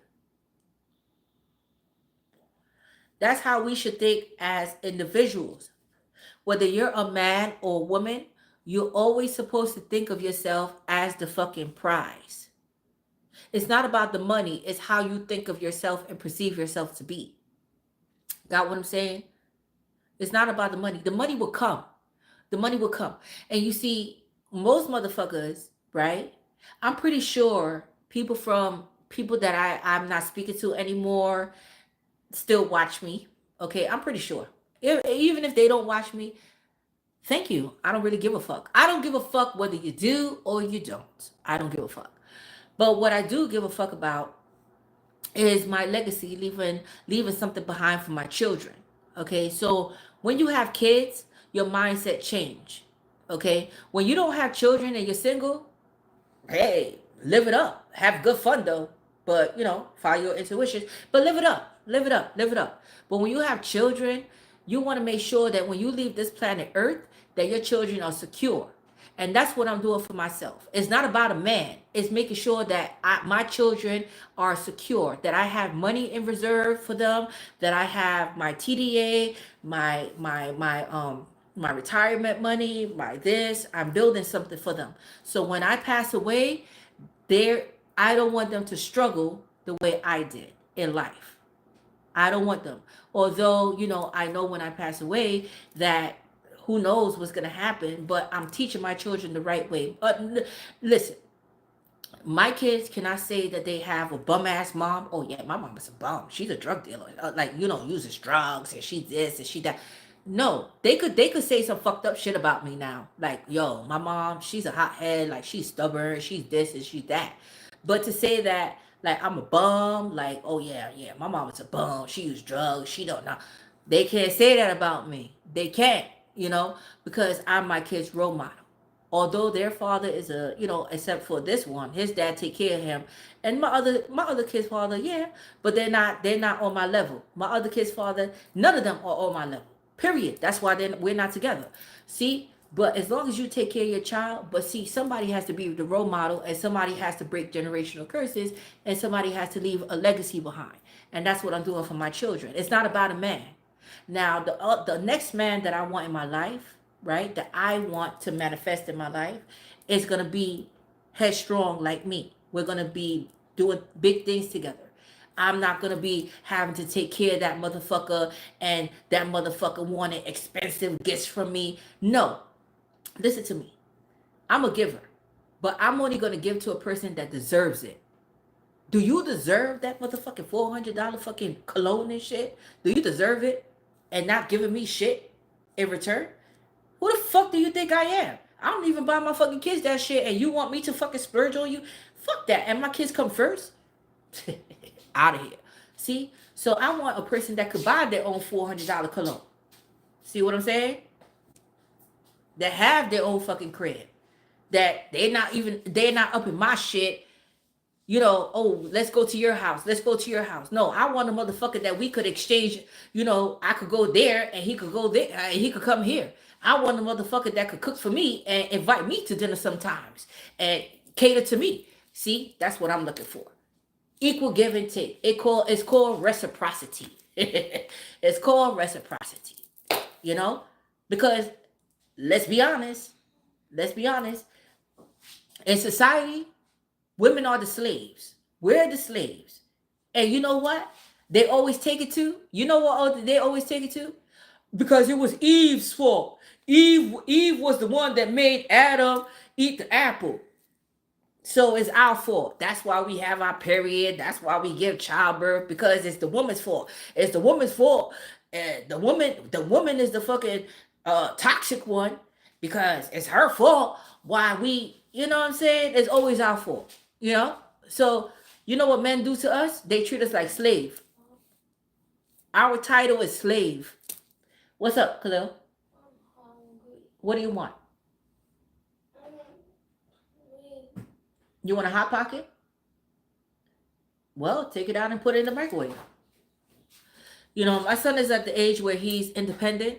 I made spaghetti last night, but because I work a lot, and I know it's bad. I know it's bad. That I should be feeding him healthier. But I did cook last night. I did cook last night, guys. So don't fucking troll me. I did cook ground turkey and spaghetti, broccoli, ground turkey, spaghetti with broccoli on the side. Okay, but now he's telling me that he's hungry, and you know, I do buy things that he can make for himself, you know, because I feel like, you know, he's at the age where, you know, he wants to be independent, but it's called survival, right? I want him to be independent. So I told him, so hey, wait, Khalil, come here. There's something in that packet. It don't have the hot pocket. It don't have like a fold, like something that you put it in. That's the only thing that it came in. There's nothing else in the box. All right, put it in the microwave for 2 minutes. So I buy things for him at his age that he could make for himself. In case like anything happened, he has hot pockets, he has beef patties, he has chicken patties, he has hot dogs, he has French fries, things that, and I have a air fryer, okay, that he can, you know, and I show him how to do, you know, if you know the microwave, he can use the air fryer. I show him how to use the air fryer, you know, so that he doesn't touch the stove and shit. But just press 2. Press start. Press start. That's it. Leave it.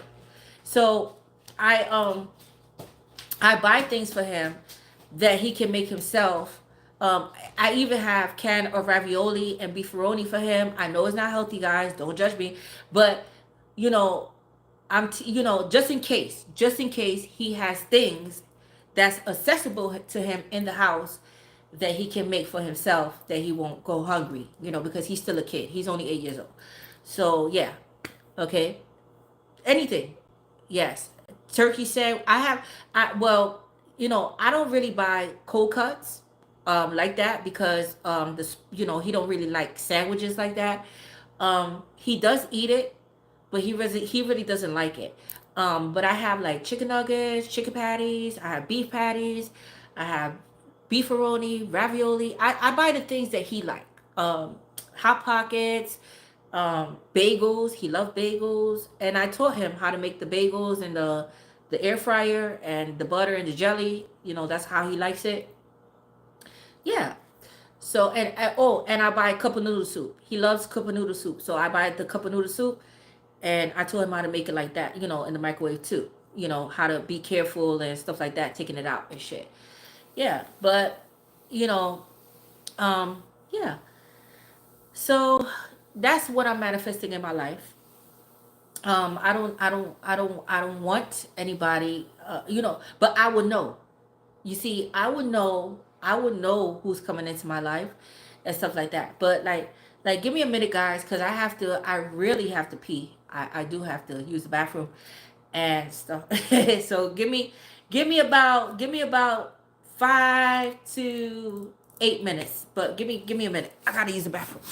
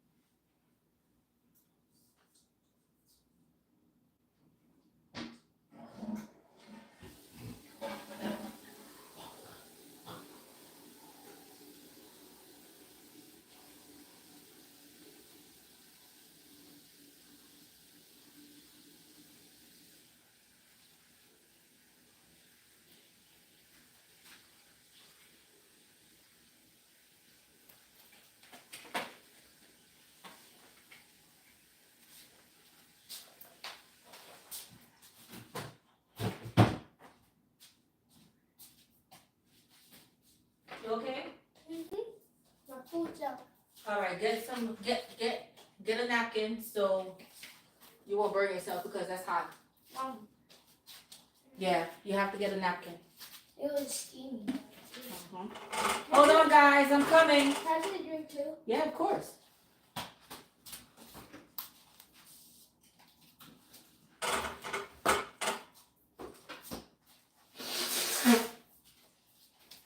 Oh, it's so good. Thank you. Be careful. I know. Just pick out the paper on it. Alright. Okay.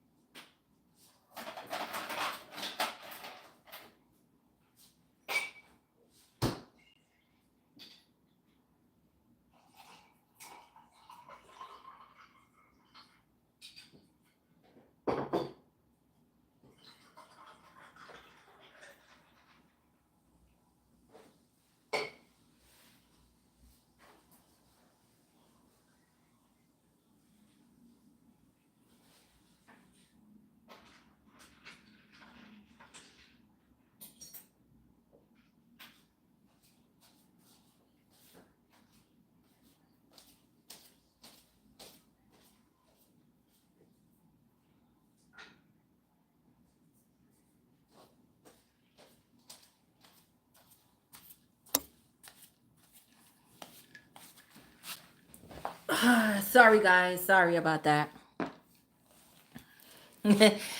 Yeah. So, yeah. So, give yourself time. Like, if you're waiting for something and you want it to happen right away, it's not going to happen right away, guys. It's a process. I've learned to have patience. That is a process. Um, Yesterday, um, I did blow my patience. Okay. So my son, he has a cell phone, and his dad was opposed to the idea of me getting him a cell phone. Now, the only reason that I got him the motherfucking cell phone is that his father could stop irritating my motherfucking ass. Okay. Like, to keep it like, you know what? Just call your son directly. Don't even fucking text me and call me, because Khalil knows how to text, and he knows how to write, like, text, right? So don't even fucking call and text me. All right, just call. You could call and text Khalil directly. We don't even have to have contact anymore. That's the Aquarius way. When we don't give a fuck about you, we don't give a fuck about you. If we have kids by you, we will make sure that you will not be our headache or migraine. We will make sure to make our life much more peaceful with you out the fucking way. Okay, so his dad, he got angry. He was like, "Oh, why did you buy him that cell phone? Why did you get him that cell phone?" Now, mind you, initially when I was in the store to get his cell phone, um, the only thing that he had to pay me was $25, right? So he refused to pay the $25. He was like, "Oh no, he's too young for a cell phone. I'm not giving you $25 for that cell phone," or whatever the case may be. So I was like, "Fuck you." Okay, well, you know what? You don't have to give me the $25. Fuck it. I will just pay for it myself. Because I want the less we communicate, the better it is for me. Okay? Yes. All right? Because you have been nothing but a fucking tyrant and a headache in my motherfucking life. And I just can't wait till Khalil, I don't want to be mean. At first I was like, I can't wait till he died. But now, it's not that. I can't wait till Khalil gets a certain age. And that way you are totally out of my motherfucking life. Okay? So, he was like, "Oh yeah, why, I'm not paying for it, blah blah blah." So I was like, "Fuck it, I'm gonna pay for it," because that's how he is. He's a cheap motherfucker anyway. He's a Pisces. cheap, cheap, selfish, stingy, cheap, selfish, stingy motherfucker. Yes, I said it. Motherfucker. Anyway, okay. You know, he's a male though. He's a male Pisces, but yeah, that's how he is. Okay. Um. So anyway, got the phone and hey, Carliff, never shrink to the size of what others can stand you. Guys, be yourselves. Be grateful for smallest things like bed or roof. Yes, that's right. That's right, Carliff. You have to be thankful for what you do have. All right? It's not about a soulmate. Because when you broke and hungry, where's that fucking soulmate? Where's that fucking soulmate? You know where that soulmate is? Fucking somebody else. Yes, fucking somebody else and living it up while you fucking thinking about them and how they're doing when they don't give a fuck about you. Okay, message. But anyway, so yesterday, um, let me get the phone.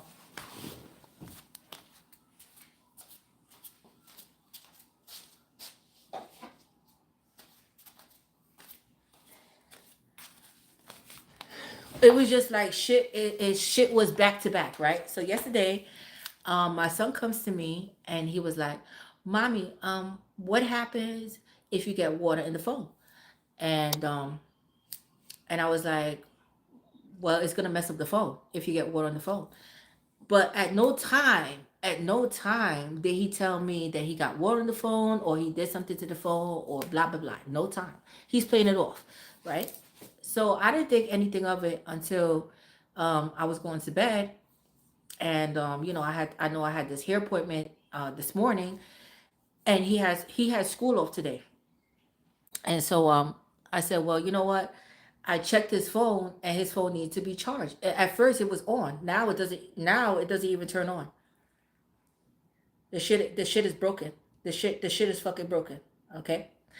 So um, I was like, I was looking at it, and I said, oh, his phone needs to be charged, right? So when I put the charger in, the whole screen turned green, the whole shit, right?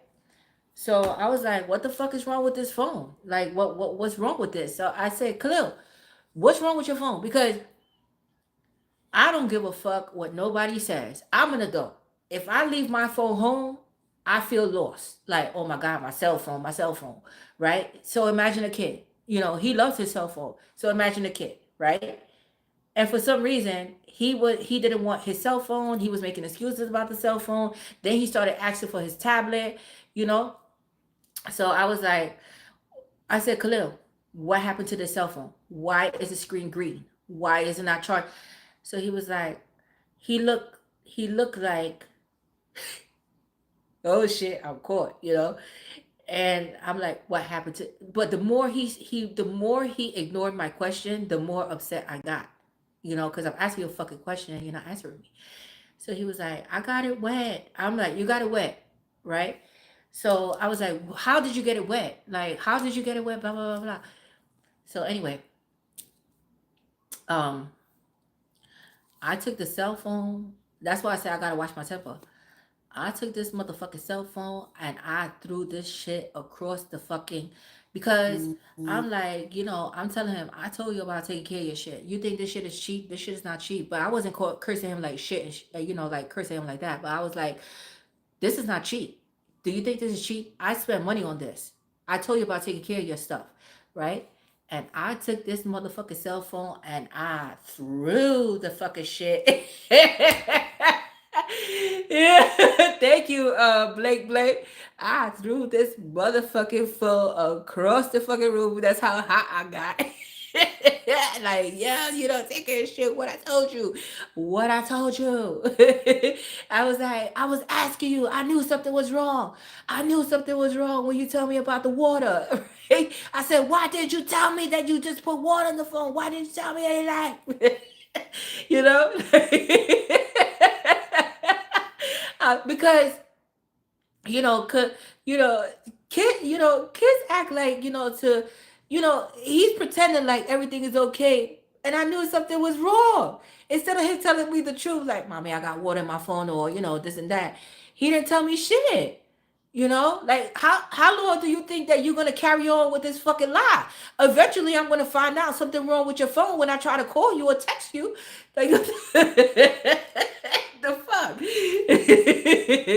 He was scared of his mama. Yeah, he was scared. But you know, it's like you don't have to be scared of me because Khalil, he don't get his ass whooping shit. Khalil is spoiled. But what I'm saying is like, I would tell him about his fucking ass. Like, yo, the fuck, you know?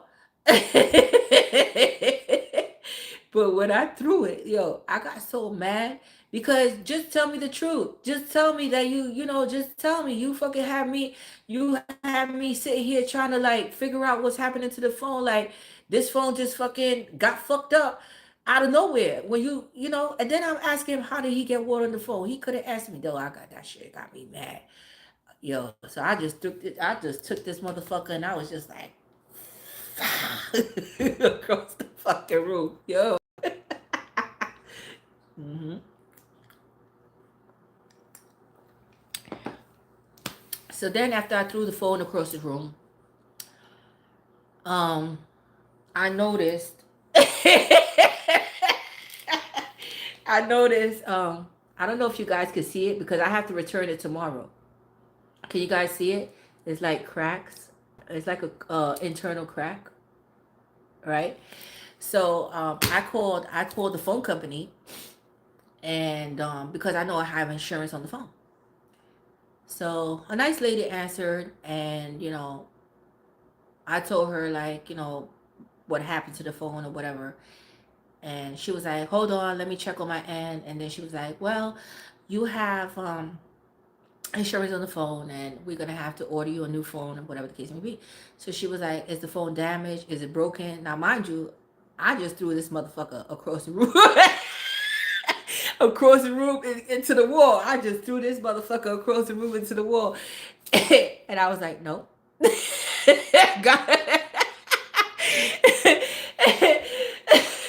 but but here's the thing. Here's the thing, guys. Hear me out. It was late last night.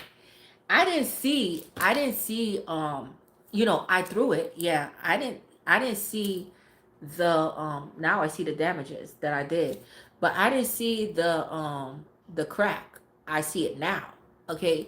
So when she told when she asked me if the phone is cracked, damaged, stuff like that, I said no. I was looking at the phone, but I said no. I didn't see the crack. I didn't see it. Okay. Initially, I didn't see it. I said no. It's a good phone. It's still in good standings.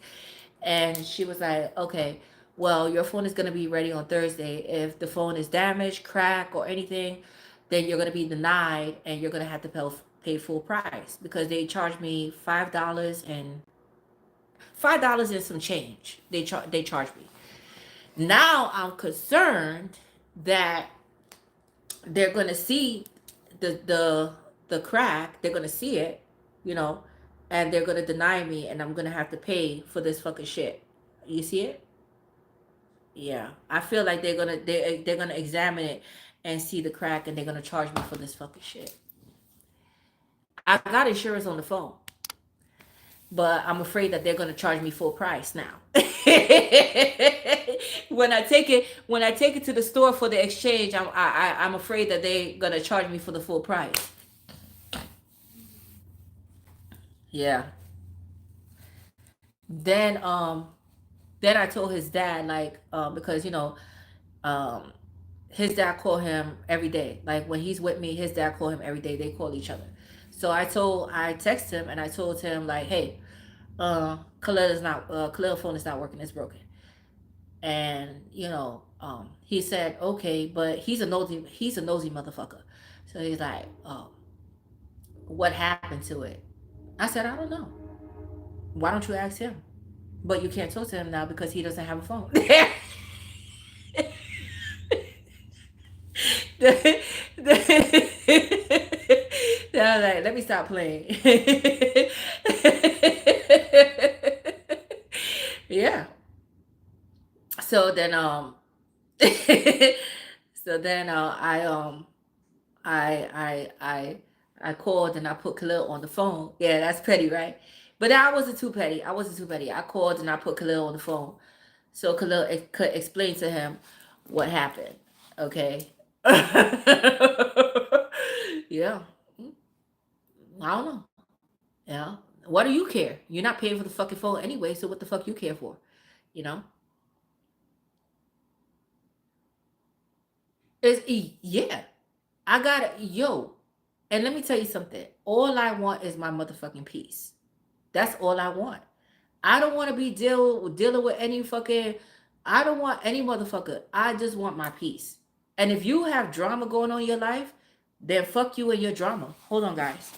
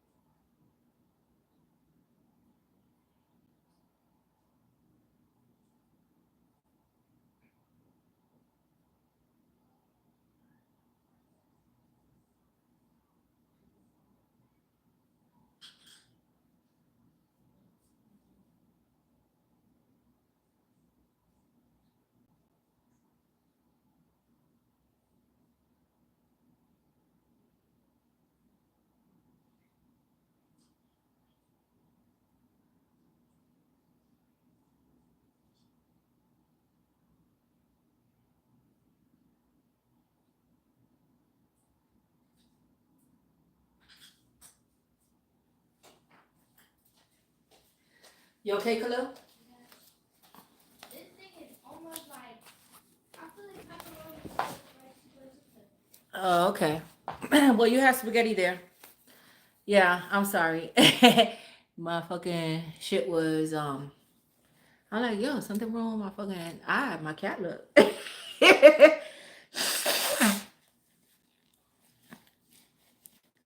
Yeah, today is Dan for real. For real, for real. Okay.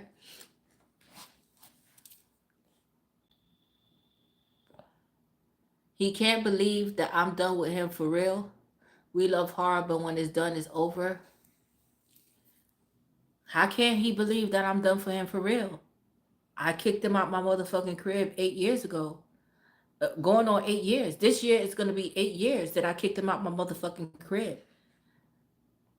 How could you not know that he already ran through so many women? Well, two girlfriends, but he's a hoe. He sleeps around. This one's dad sleep around. He sleeps around. Okay, he does. So yeah. So how, dude? Do you? I don't give a fuck. I don't give a fuck who you dating. Who just take care of your kid. That's it. Don't talk to me. He got a phone now. Talk to him. Text him and talk to him. Okay? Don't get on my fucking nerves. All right?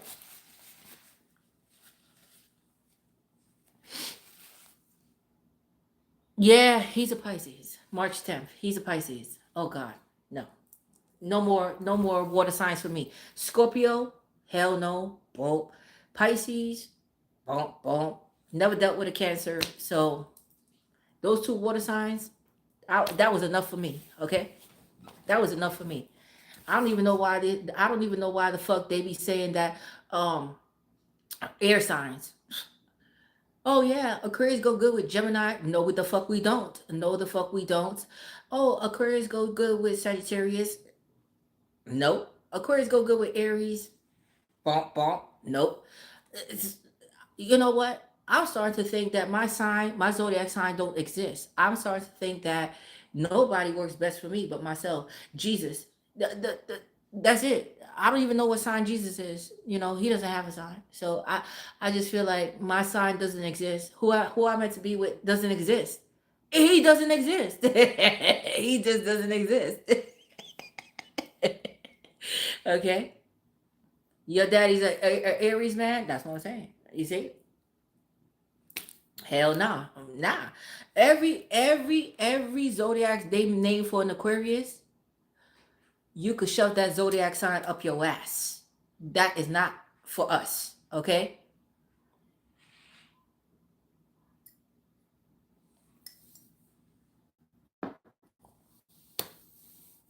I love you too, Dracula. Right, Aquarian? Yeah, blank blank. Yeah, your dad Aquarius, he don't give a fuck. My dad was a Sagittarius and he didn't give a fuck. No way. My dad, yo, I was talking to somebody the other day, right? And we was talking about kids getting in adults' business, you know, and I just feel like, it was something personal having to do with me and my child, right? And how many of you ever asked your parents how much they made for a living? How many of you? Could you give me a could you give me a thumbs up? How many of you ever asked your parents how much they made for a living? Because I never asked my parents how much they made for a living. Because you know why I never asked them? Because first of all, my father would have said, it's none of your fucking business. What the fuck you asking me how much I make for a living? You paying the fucking bills around here? The fuck you want to know how much I make? See, that was my dad. So the person started laughing. Never, right? Never. Never. Right? Never. I feel like that's insulting for a child to ask a parent how much they make. That's none of your fucking business. That's how I feel. Like my dad attitude. That's none of your fucking business. So I never encountered that as a child. I never recalled asking my parents how much they made. Are you crazy? Like my parents would look at me like, the fuck? My dad would be like, none of your fucking business, little girl. You better go somewhere before I bust your ass. Get your ass in your fucking room. You getting too fucking womanish now. In our culture, for Caribbean people, I'm gonna laugh at my Caribbean people, right? So in our culture, when a girl is getting out of hand, like if we acting a little grown, they call us womanish, womanish. You know? Oh, you think you're acting womanish now?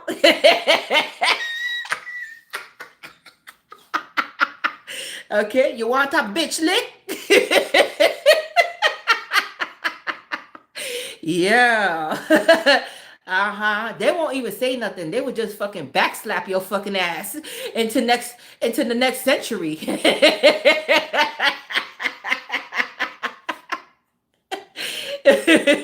They will fucking backslap your ass into the next century and tell you to pick up your fucking face off the floor and get out their fucking face. Okay?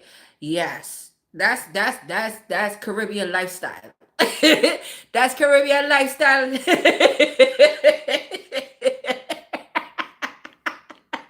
Okay? Get out of here. Now get out of here. Get your get your fucking backside in the fucking room. Word up. Word up. Word up. Yo, Caribbean people don't play, man. They don't play. They don't play. Okay? They don't. They don't. We call licks. They give you licks. Licking. You want a licking? They're not talking nothing oral. They talking about fucking you up. Okay. Yeah. Yeah. My mother used to call it a bitch lick. Get out my face before I give you a bitch lick. A bitch lick to us, that means like she gonna back slap our fucking ass, slap our fucking ass. So we better get out her fucking face. Yeah. Yeah, yo, bitch, if you don't get out my face, I'm gonna fuck your ass up. That's a bitch lick. So it's abbreviated. It's abbreviated. A bitch lick means, bitch, if you don't get out my face, I'm gonna fuck your ass up. I'm gonna fuck your face up. So get out of my face. Okay, bitch? Okay, vex. That's another thing. They don't say mad, they say vex. Vex. Vex. You know? Uh-huh. My patois is very bad, guys. I'm so Americanized. that my family be looking at me like, wow, you're odd. You're odd out of the bunch. Even my younger siblings that are raised in our culture, you know, speak patois. I don't. And my younger cousins be like it's like crickets, like creak, creak, creak, creak. She's so interesting. She's so Americanized. Wow, look at her. Yeah. Yeah, go Vex, right? Africans say it too. Yeah. Yeah. Hey Mel J, that's my baby. That's my Aquarius baby. Yeah.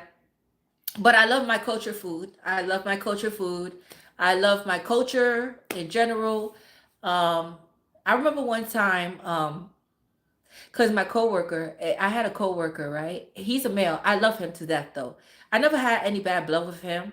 His name started with an N, okay? And and he used to always call me Miss Puerto Rico. Oh yeah, Miss Puerto Rico, this and that. And I'm like, I'm multicultural. I'm multicultural. I am Hispanic, but I am Caribbean at the same time. So, I wouldn't say I would have I got upset. I got more offended.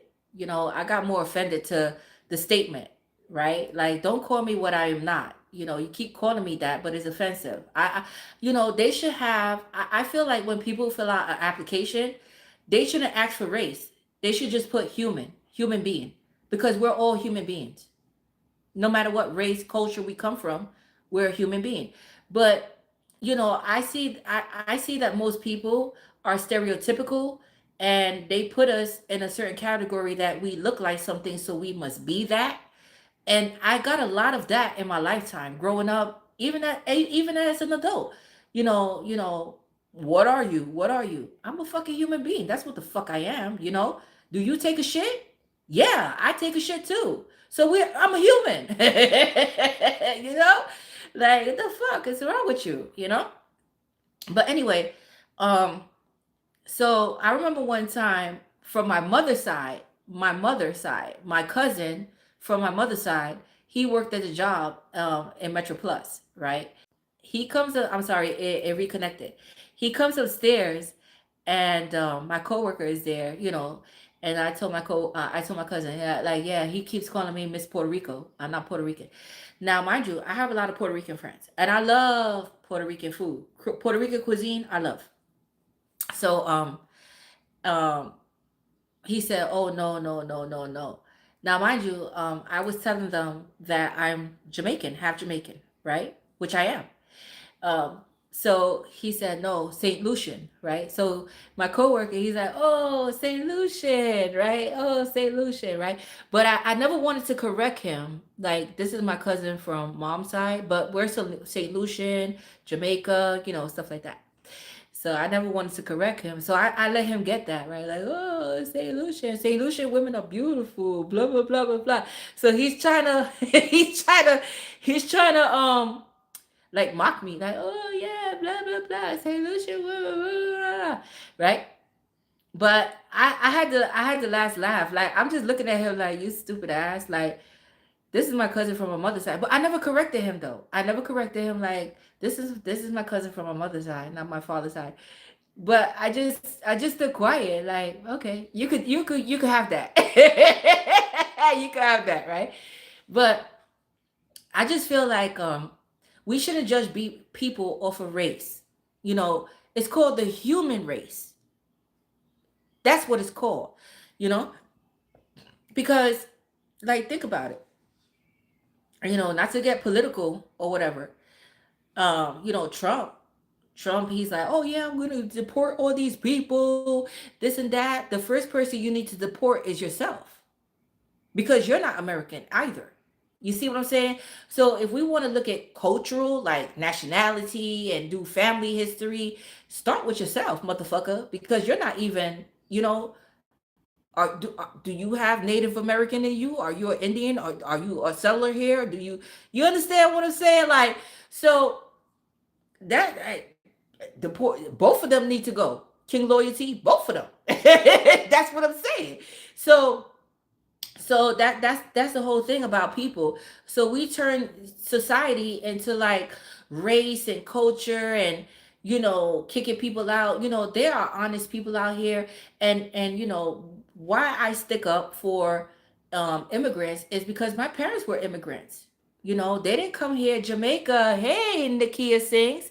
Jamaica, I found out that my family is from Bluefields, which is St. Elizabeth in Jamaica. So my family, my part of my family is from Bluefields, St. Elizabeth. So that's their parish. Anyway, to continue, um, you know, my parents were immigrants. So, I don't care about your culture as long as you're doing the right thing. When people come, my family, when they came to this country, they came here for a living. They didn't come here for violence and to fight people and to shoot and kill people. They came here to buy a house, to stack their money to buy a house and to live peacefully with their children, not corrupted and, not in some type of, environment that there's violence and stuff like that. So, it's different. You can't put everybody in the same category. That's what I'm saying. You can't put everybody in the same category because some people come here to make an honest living because it's hard over there. The culture is hard. There's no job opportunities, and the it's declining. But this is the shit that we have today. So people come here and instead, these motherfuckers, they come here from these different countries and they make it look bad for everybody that comes here as an immigrant, right? You come here, you rape people, you stab people, you burn people, you rob people, right?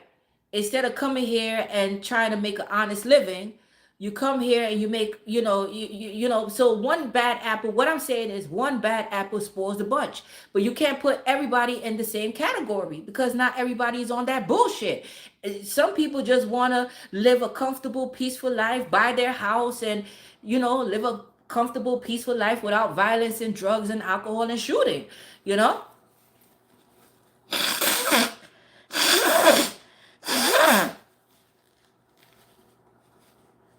That's it. But when you have a person in power that abuses power, that's when the fucking race come in, the race card, right? Where you could live next to a person and then all of a sudden we're not neighbors anymore because you're white and I'm black, or you're Spanish and I'm this, and you don't belong in my country. Go back to Africa, go back to Spain or wherever you come from. You understand? So it becomes a racial war, and that's what is happening here. That is what is happening here. You know? Yeah. So it's kind of fucked up, but that's what's happening. So when anybody asks you who you are, you say, I'm human. No, what's your nationality? Being. What is that? Human being. I'm a human being. Okay? Yes. Just tell them that. They don't need to know where you're from or what's your background because everybody judge. We're not supposed to judge, but they do it any fucking way. They do it any fucking way. You know? They do it any fucking way.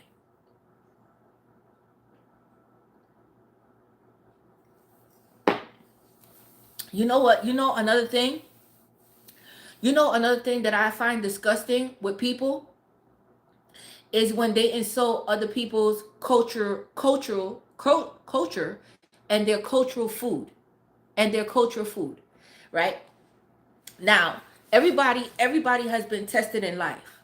Okay? Now, we could say like, oh yeah, white people don't know how to cook. They don't know how to season food, right? This and that and the third. Have you ever been starving? Do you know what it is to starve in life? Because I had some people, they say, oh yeah, I never tried African food, or I never tried this culture food, it just looked nasty. But have you ever tried it? You can't knock something until you try it. That's what they say, right? Because let me tell you something, and not to knock black people, white, this is not, but some white people cook better than black people. Some black people don't know how to cook. Some white people have bigger dicks than black people. That's the God honest truth. It's just that's just what it is.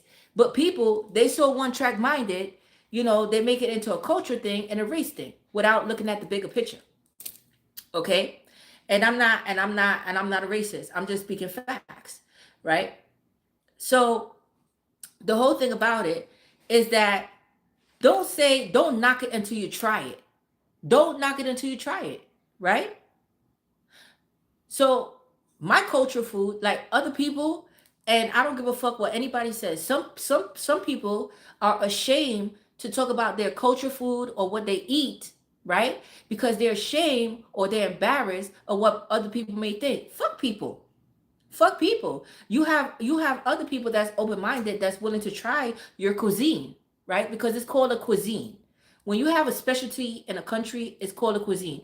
I used to love watching Andrew. He what's his name? Andrew something.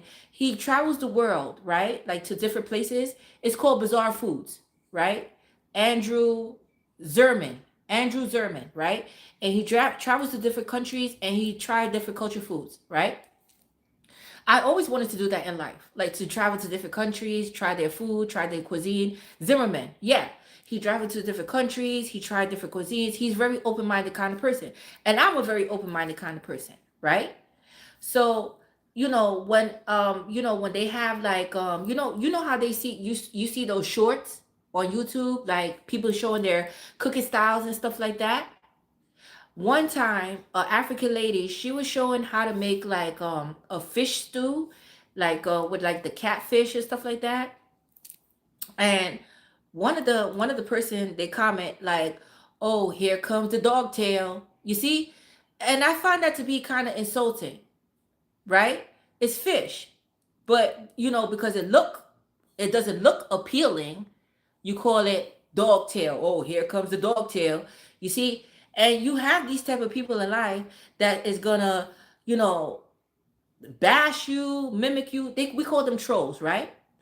But these are the same people. I have people, when I wore the pink wig, um, that doesn't look good on you. You need to take off that pink wig. Or your makeup is too dark. You need to balance out the dark and the light. You have on dark makeup with light lipstick. I've learned to ignore people in life. Why? Because these are the same people that don't look like shit. These are the same people that they just have like a letter A, like a letter K. They're not even showing their fucking face, and you're telling me how to wear makeup or do my wig. I'm not saying I'm a makeup artist or you know that this is appealing to everybody, that everybody's gonna like my wig. I like it though. I like it. It's not about you. It's about me. I like my wig. I like my makeup. I don't give a fuck what you think. You see, so I felt like, people be insulting other people, culture and their cuisine, but that's what they like. You didn't grow up on it, and if you did grow up on it, I'm pretty sure you would like it too, right? Don't knock it till you try it, right? So I felt like I was mad when that person made that statement, when the lady put the fish in the plate and she was showing how to serve the dish, the African dish, because I'm trying to learn how to make jollof rice. I'm trying to learn how to make African cuisine. I'm very versatile. I like infusion. I like to infuse dishes. So I'm trying to learn African spices because let's be for real. If you're Caribbean, our, our culture came from Africa. Let's be for real. So if you take it back, our culture dishes and spices came from Africa. Cassava, green banana, all of that shit came from Africa. So I'm trying to learn African cuisine. And so when that person said that, I got kind of offended. Like, why are you saying that about her food? Like, oh, here comes the dog tail. You know what I'm saying? Like, it didn't look bad to me. It didn't look bad to me, with the exception that the fish had the skin on it. I never ate fish stew. I never ate that. But it's not something that I would be opposed to trying. You understand? And so, people say mean things to people, but let's try your food. How do you look? How do you cook? People tend to mock and criticize other people without taking a look at themselves. How did your mom cook? What did you grow up on eating? Maybe what you grew up on eating, maybe I would not like. You see, when it turns around on other people, when the spotlight is on the bully, because we call them bullies, right? So when the spotlight is on the bully, and you start making a joke out of them because that's what they want. They want the spotlight, right? So when you start making a joke out of them, and what your mom used to cook, your mom used to season the fried chicken in the oil, when then they don't like it, right? So I feel like people are insensitive. Are insensitive to others.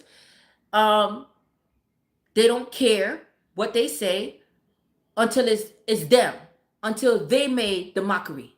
That's when they fucking care, you know. And I'm just speaking real facts here. Yeah, I'm speaking real facts here. Whether people like what I have to say or not, I don't really give a fuck because I'm speaking some real shit, you know. And for you to say, listen, how many of you have ever attended a party and didn't like the food or didn't like something that you tasted? Even if you were in a restaurant or, a buffet, how many of you got something and didn't like it, right? If I go to somebody's house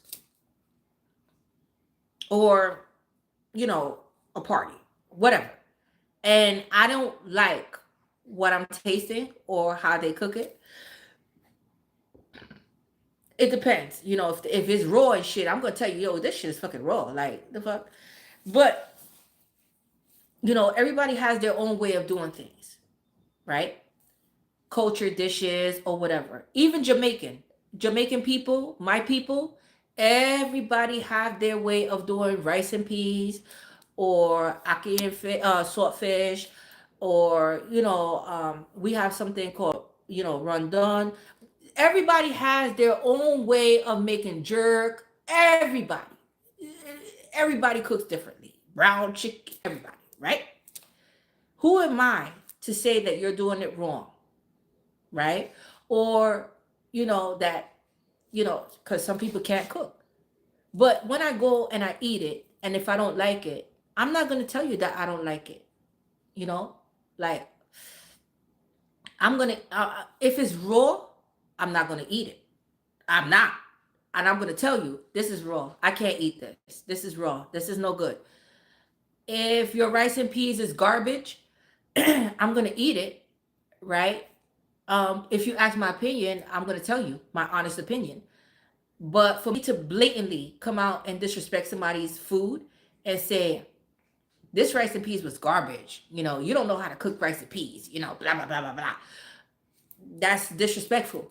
In our culture, it's disrespectful, because it's food. Somebody's feeding you. So it's like, respect the person, respect their hands, respect their time, respect their money. That's our culture. We have to respect each other. That's how we was raised, to be thankful that we ate, at least you ate something.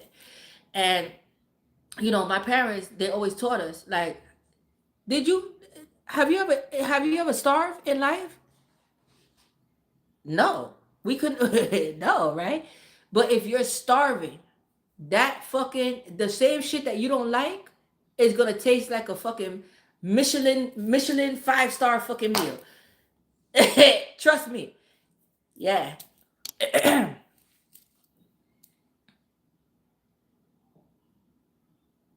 Oh, your mother doesn't know how to cook at home. My mother's not a cook either. I tell you that much. I'm a better cook than my mom, and that's all to God honest truth. I'm a better cook than my mom. Yes, okay. But my mom, she's like she's like hurry up cook. She throw everything in the pot, so we already know what we was having. Either we're gonna have stewed chicken, stewed beef, oxtail soup, chicken soup, split pea soup, stew peas. That's my mom. She easy cook. She don't like to stand over the stove and cook. That's my mom. Rice and peas. Every Sunday, she boiled the beans. She prepared the beans. And then Sunday, we having the rice and peas. That we already know. It's like a routine. It's like a routine.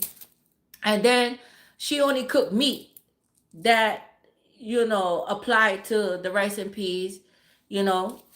Then we have sweet plant. How many of you? Am I the only one that don't like sweet plantain? I hate sweet plantain. I hate it. And people be like, "Yo, you don't like?" I hate it. I don't give a fuck. I hate sweet plantain. When I go to restaurants, like especially Jamaican restaurant, and they ask me sweet plantain, no, don't give me no sweet plantain. Give me some vegetables, or but don't give me no sweet plantain. You love it, I hate it. Mm-mm. I hate sweet plantain. I don't like it at all, at all, at all. Okay, you could fry it, you could boil it, you could do whatever. I do not like sweet banana, sweet plantain. I don't like it. I don't like it. Now green banana, yeah. Plantain, green. If it's green, I love it. But if it's sweet, yellow, no, I don't like it.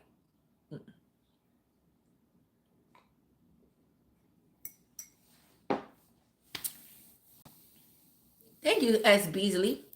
Hey, Kaden. Positively Positive, aka Veronica Brown. That's my cancer baby.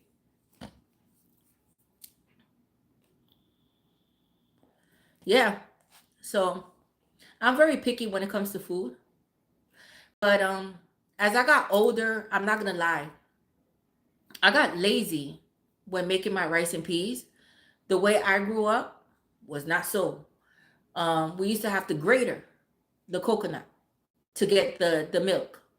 Strain it. It's a process. It's a process. Everything is a process. So rice and peas, if you want, you could taste the difference. You could taste the difference. If you're Caribbean, you could taste the difference with fresh rice and peas and canned rice and peas, because the freshness come from the coconut. We grated it. We grated the coconut. Sometimes you be careful with grating the coconut. Sometimes you're gonna get skin in there and blood. Grating that motherfucking coconut, right? And then we take it and we squeeze out the juice. That's back in the days. That's how we used to do it. It's a process. And we always boil our peas, well, beans, peas, with garlic. Lots of fucking garlic. We put the garlic in there, scallion, thyme, whatever, and cook it down. Now, some people, they soak the beans overnight and stuff like that. Okay. But you can taste the freshness. Always, always, always we use pepper, scotch, whether it's Scotch bonnet or Jamaican pepper, to put on the rice and cover it and let it cook down in the rice. But you don't want the pepper to burst. You understand? But we like a lot of spices. Um, some people, they put ginger in the rice, because ginger is good for the stomach. We didn't use ginger like that. We used to make ginger beer, like sorrel and ginger beer, which I hate that shit. I hate ginger beer. I hate sorrel. I hate every of that shit. We used to make our own pepper, like Jamaican pepper. We used to buy the peppers, the onion, the carrot, the vinegar, and put a jar, and then they put the peppers. So a lot of things was homemade for us. Like growing up, we grew up on homemade food, not curry, not a lot of curry. So a lot of people, they mistake Jamaican, saying that we eat curry. Curry is not a main dish that I grew up on. No, I'm gonna be honest with you. Not a lot of curry. No. Uh, More so like stew down stuff, spicy stew down stuff, jerk once in a while, because my mom didn't like spicy food and shit like that. But coconut was the main thing for us. Coconut, coconut milk, coconut, the fruit. Yeah, that was our main thing. Well, but then again, I had a mom that really didn't cook. Okay, but my dad was a cook. Um, yeah. You love you some curry? Yeah, we didn't have curry like that. No. Mm-mm. We didn't have curry like that. Okay. Now, the only time that we had curry, like curry goat and stuff, is when we went to my aunt's house. She used to cook the curry goat and stuff like that. Then we have curry there. But my mom to cook curry and shit, no, baby. You ain't having no curry with my mom. No. You're gonna have some brown stew chicken, or you're gonna have some beef stew. Yeah. Curry goat. Yeah, curry goat is delicious. But curry goat take time to cook. Time. That's something. And curry goat is you have to get the good part of the goat, which is the leg. The best part to cook, if you're gonna cook curry goat, the best part is to get the leg and have the butcher cut up the leg of the goat. That's how you get good curry goat. And the best way to make curry is you don't put the curry, because how many people, how many Caribbean out there put curry in their meat? Because I was taught differently. The way I was taught to make curry is you put the curry in the oil, not the fucking meat. And I saw a Caribbean that they put curry in the meat, not the oil. And I was taught different. That to burn the curry, you have to burn the curry and then put the curry in the fucking oil. I mean, put the meat in the put the curry in the oil, and then put the meat when the curry is cooking. Then put the meat and the curry and then cook it like that. That's how I was taught. But some people do it differently. Everybody cooks differently. Okay.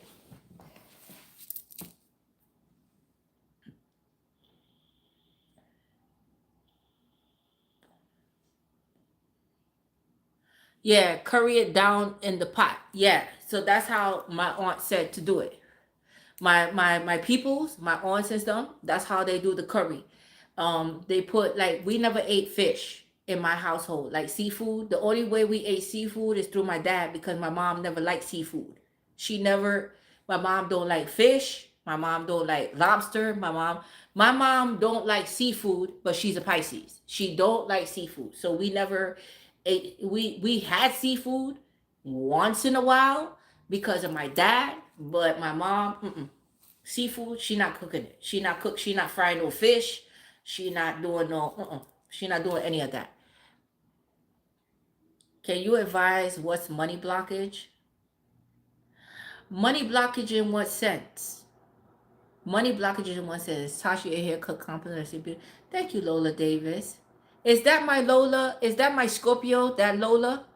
Is that Lola my Scorpio? What money blockage is? Okay. You gotta explain to me what kind of money blockage is. Oh, that's funny. Yeah, my mom don't like seafood. Uh-huh, Lovetta. She's a Pisces and she hates seafood. She hate it. She hate it. She hate the smell of it. She hate the taste of it. She do not touch it. She do not cook it. So, um, when we had fish, it was my dad that he would make the fish and the seafood and stuff like that. Thank you, Bayou. Oh, you're Aquarius, February 7th. I had another Lola that was a Scorpio.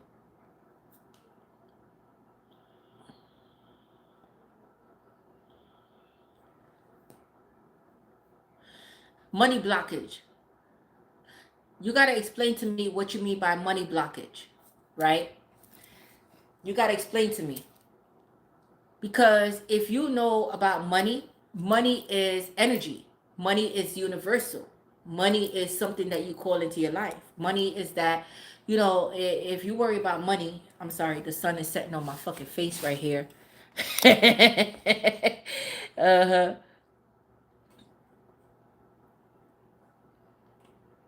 Ever try wild meat? I did. I have tried deer. I mean, if you consider deer, deer, a wild meat, I have tried deer. Hold on, guys. This fucking the sun is in my fucking eyes.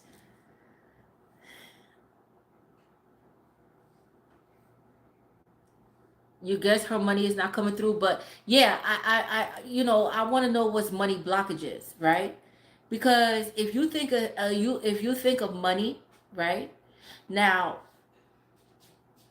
I don't want to get in depth with money blockages or how that can, coincide with something else.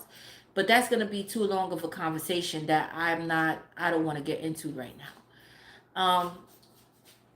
But what I would say to money blockages is this. Some people think of it as black magic, but in other times it's just karma. It's just a phase that we need to go through to show us how to conserve and save money, right? How to be more, um, s- um, you know, prudent. I would say, when spending money, not being, frivolous with our money spending. Okay. Khalil, pass me. You know what? I don't need you to pass me anything, babes. What's up, Khalil? I finished my hot pockets. That's good. Do you like it? Okay. It was a little. That pepperoni was a little spicy. It was a little spicy. But I it's thought okay. you liked spice. I do. Oh, okay. So you're not complaining? I'm just saying it was just It was just spicy? it was just like that's how pepperoni is. That's how pepperoni is? That's why they call it pepper. It's pepper. Mm. So that's why they call it pepper. So Garlic. you teaching me. Oh, that's interesting. So pepperoni, that's why they call it pepper. So it's gonna be spicy. Oh, that's very good. Yeah. So yeah, my son and me go through this because I try to test his mind. I'm with the mind. I'm a mom with the mind. I always test my children to see um how their mind is functioning and if they got it up there. Because some kids you gotta test your kids, because some kids is off the Richter, you gotta let them know, like, okay, well, you know what, you're a little bit off, okay. You're a little bit off. All right, I gotta watch you because something wrong with you.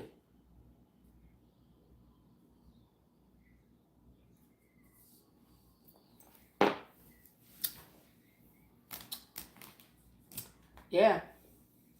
Some people, they don't want to believe that their children is because we want the best for our kids, and they don't want to believe that their kid is sick in the head or something wrong with them. And but the sooner you find out something is wrong with them, the sooner you can get them help, right? Yeah. If you can't help them, the sooner you can get them help. What's my moon sign? Aries.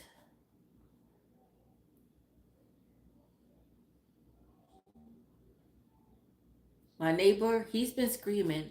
My neighbor been screaming for 3 fucking days straight. Okay? I don't know if he has a new toy.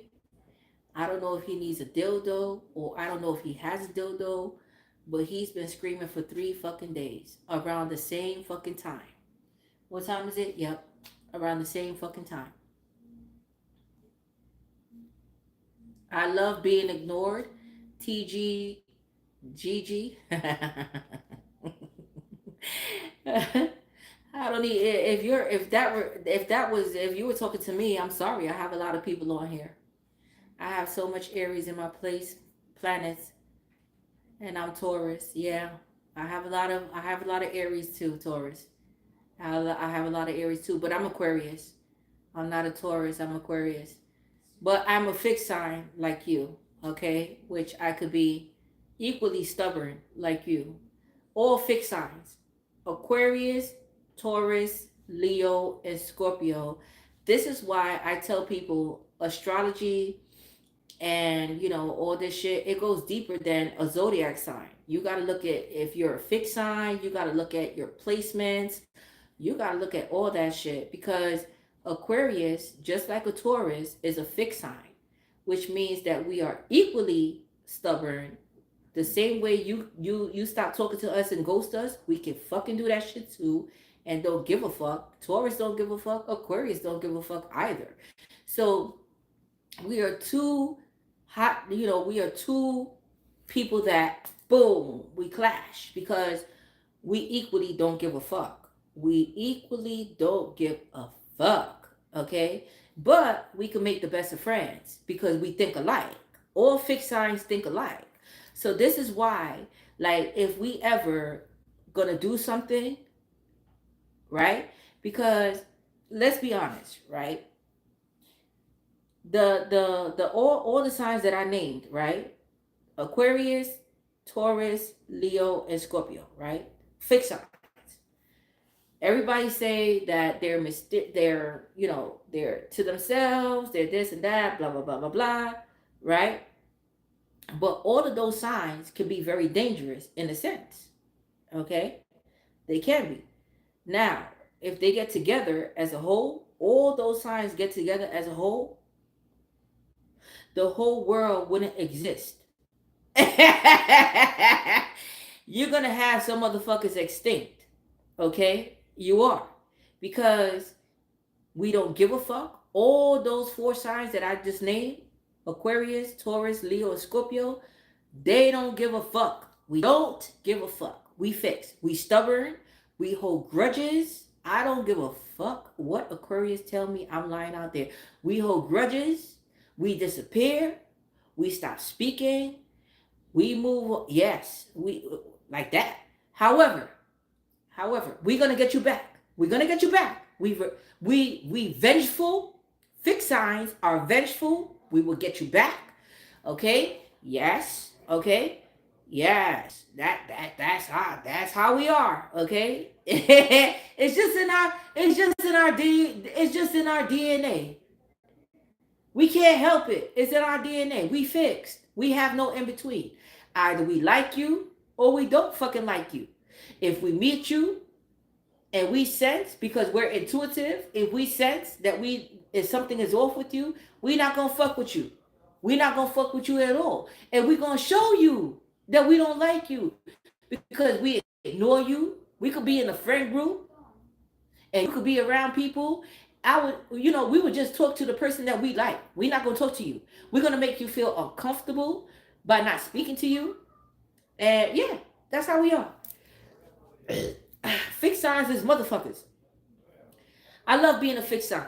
You know why I love being a fixed sign? I've learned to appreciate it now, being a fixed sign. I love being a fixed sign because I have no in between. You know? When I'm done, I'm fucking done. You know, like how some people say stay in limbo? They stay in the middle. We have no middle. Fixed signs have no middle. We have no middle. You know? Either we there with you or we not. That's how we are. When it's over, it's fucking over. Okay? Yes. Fixed signs, if we love you, we could love you, but we hate you, but we love you, but we gotta go at the same time. Got what I'm saying? So if you hurt us, right? We could love you, but we would dismiss you.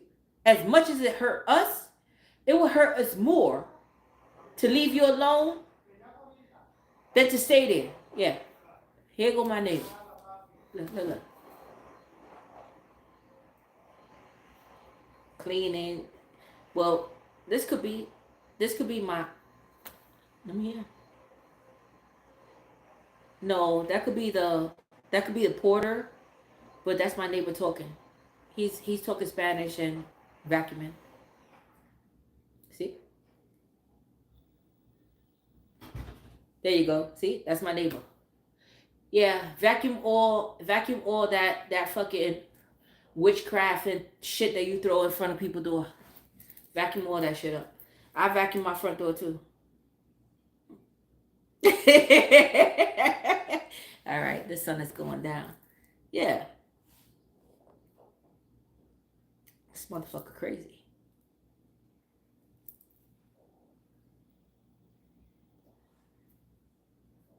I've been on here for a long time. I gotta get off this bullshit.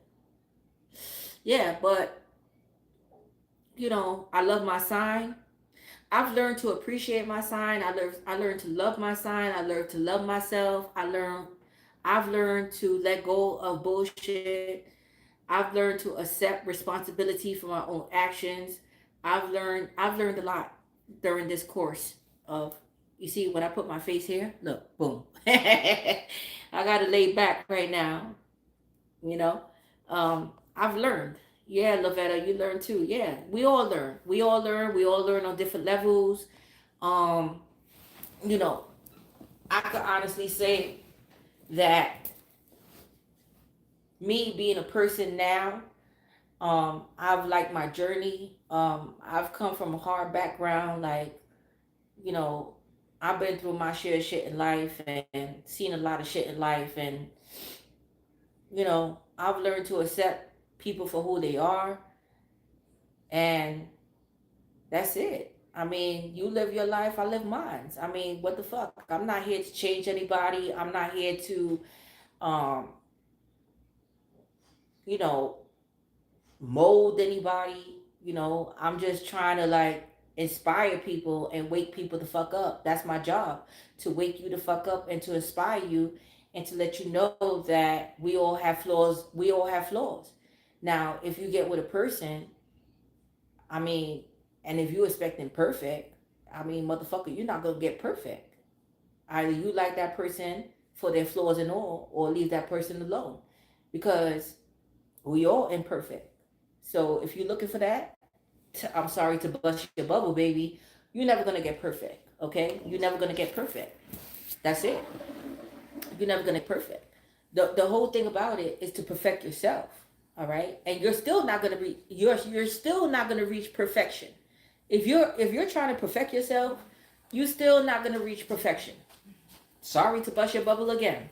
Okay, because nobody's perfect. It's learning how to, listen. All my life, when I first gave birth, I don't know how many of you guys are a female that's watching this right now and have a child. Give me a thumbs up. If you're a female watching this right now and have children, give me a thumbs up.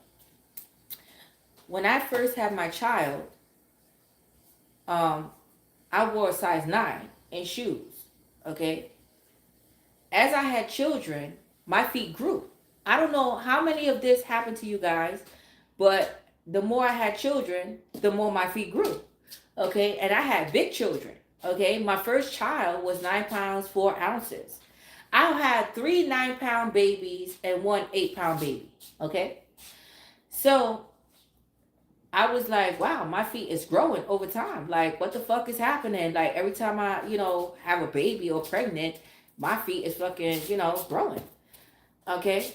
To the point where, like, people call me big feet, whatever. Right.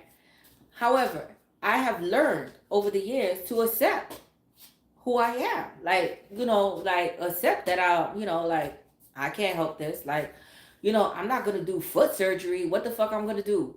Shrink my feet to please you? Or, I can't. So I have learned to accept who I am. Okay. I've seen things online where people change their eye color. I don't want to fucking change my eye color. It's bad enough that I have to fucking, when I'm fucking doing tarot, it's bad enough that I have to put the card like this just to read what the fuck it says. No, I don't want to change. So I have learned that in life that I have to be happy and content with who I am. Big feet, colored eyes, whatever.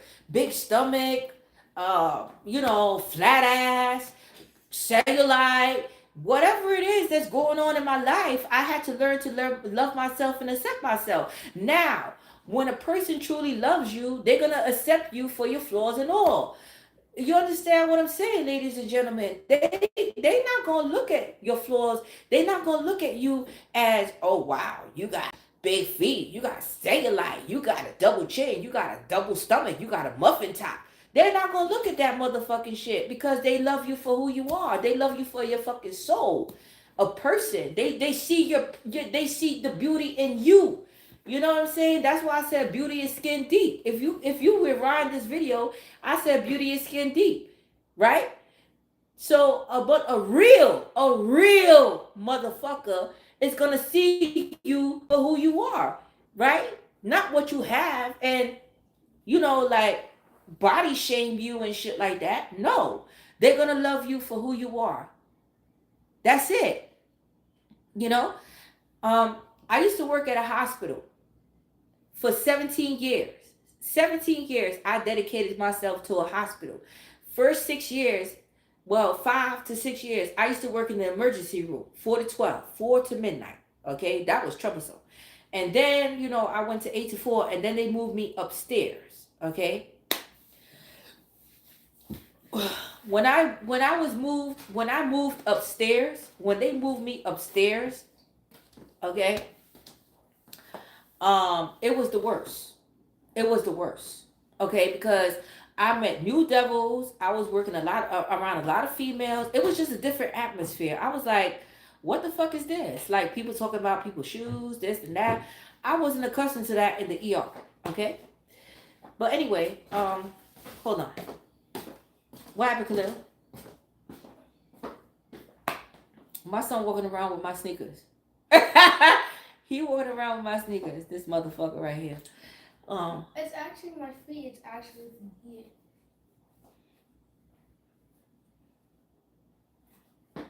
Yeah, you're gonna walk in your mother's shoes one day. Yes.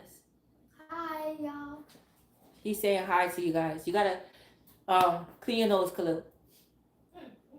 Yeah. So so what I'm saying is, right? These motherfuckers, it was just like a different ballpark, right? I felt like I was in America's Next Top Model, working upstairs. It was just like a different atmosphere.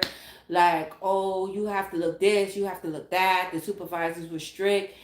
And if you're an Aquarius, you know that we don't like people bossing us around and we don't like that bullshit. That fakeness, you could go ahead with that fakeness. Fuck you and your fakeness, bitch. I'm not here to be who the fuck what the fuck, what is this? Who the fuck am I dressing up for? I'm over here trying to help people get insurance and shit and do my job. You know, as long as did you take a shower today, bitch? I took a shower this morning. I take a shower every morning before I get to work. Did you wash your ass today? You coming up in here like, like you just, like I want to be on top. Like, the fuck out of here. So, like I dealt with shit like this. Okay. I'm telling you. Right?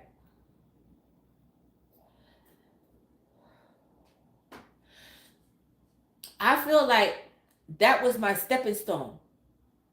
Everything that God has done for me in my life has lined me up to where I am now. I had to learn. I had to learn my lessons, meet new people, and I met a person and the mold broke. Boom. That set me off. Okay? That set me off. I don't want to go there. But what I'm saying is that no matter where you at, no matter what's happening in your life, God is never wrong. God is never wrong. It's just a step up. Now, I didn't like my environment. When I went upstairs, I didn't like it. I wanted to go back to the ER. Send me back to the ER.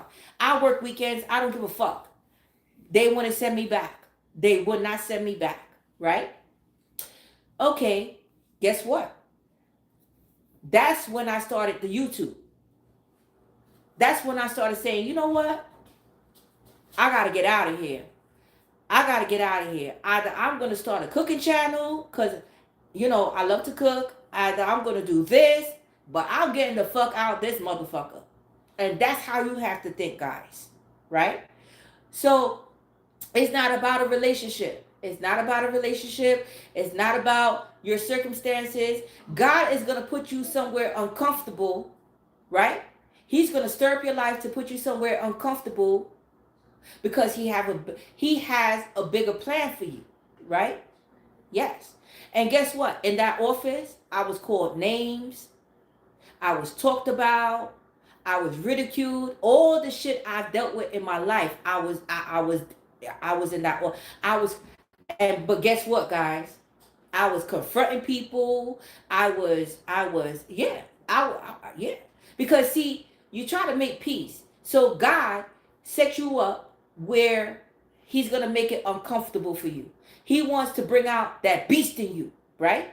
And that office brought out the beast in me. I'm telling you, I used to tell managers about themselves, supervisors, shit that I never went through in my old office, shit that I would never tell a person. I was telling motherfuckers. I was confronting motherfuckers because Aquarius, we calm people. We calm people. We don't like bullies and shit. But we gonna tell your ass. We gonna give you. But see, in this office, you can't give motherfuckers 1, 2, 3 chances. You gotta check them right away. And see, he put me in a position to strengthen me, to bring out what I always had in me.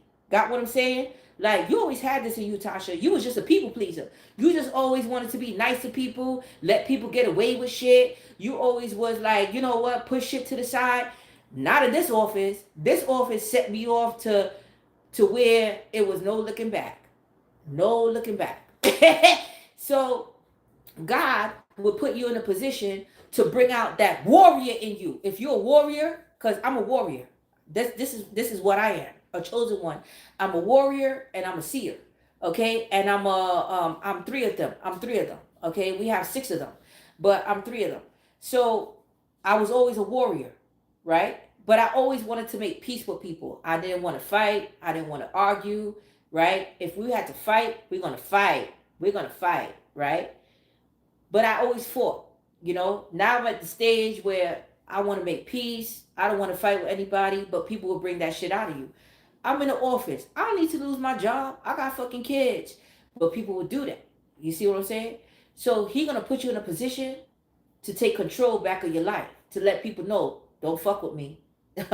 Okay? To let people know, that's just a title. You're a supervisor? That's just a title. Fuck you and your fucking title. Yeah. To bring you, how can I say? So with YouTube, I was shy. I never liked the camera. I never liked to take pictures. Never. So He's gonna everything that you're scared to face, He's gonna make you face it in reality. So when people are going through tough times and they don't like where they at, blah blah blah, that's just God setting you up to bring the best out of you, like to make you more visual, to make you speak up, to make you more camera ready, to bring out the best, to bring you out your shell. That's it. Okay? That's it.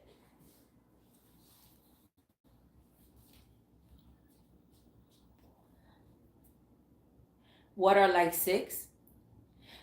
There are 6 chosen ones. There are 6. Okay? There are 6. You have the seer, you have the warrior, you have the confused one. Okay? You have many of them. You have many, but there are only 6. There are only 6. Okay? The confused one is still in limbo. All right? So if you're a chosen one and you're confused, he's going to unconfuse you. They're going to unconfuse you. Uh-huh. You have the truth seeker, the truth speaker. We call them the truth speaker. They can't tell a lie. That's the chosen one. You have the seer, the psychics, the tarot readers. That's the chosen one. You have the warrior, those who've been through battles in life, the fighters. That's a chosen one. Who else? I'm drinking, but I will give you, if you are lost, I will tell you them. Okay? Yeah, you didn't know that? Yeah. You have I'm trying to think. Hold on. Khalil. Yeah. In your tablet, go to Google. No, it has nothing to do with clairvoyant. It has nothing to do with clairvoyant, claircognizance. That's the seer. That's the seer. That's the seer that's been on earth or been rebirthed or reborn for many, many years, that they could see into people's future. That's a seer. No, that's clairvoyant. That's one of them. But that's not clairvoyant. Is not part of the chosen one. Oh. I will use this fucking phone, but it's broken. I only got 5% left, so. How you got 5%, Khalil? Why aren't you charging this? I am. I don't know why it's not charging.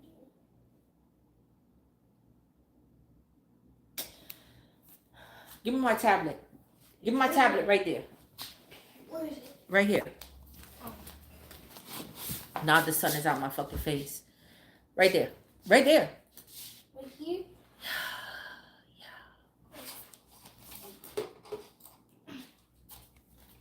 Now the sun is coming back in my face.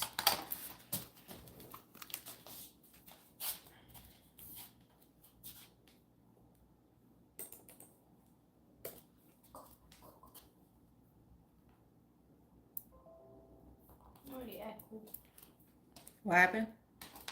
We'll go again. I'm gonna go turn the tablet.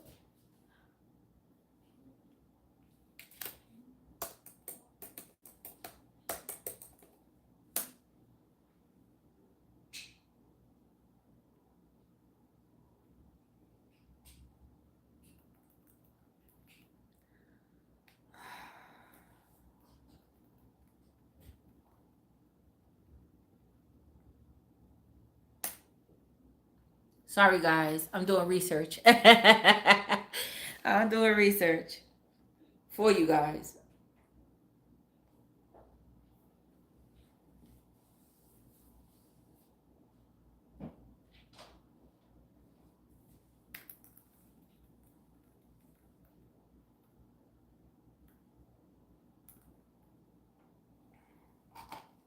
Yeah, I love you more.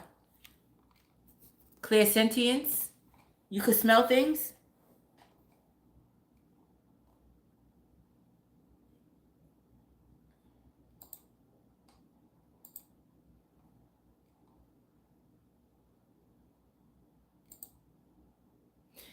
Yeah.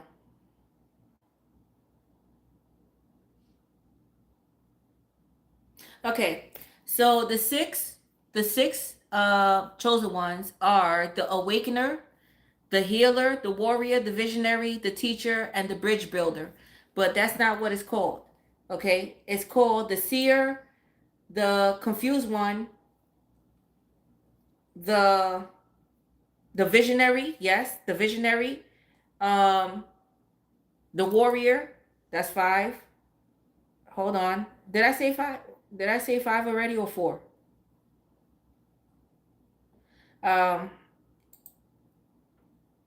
But we all have a mission.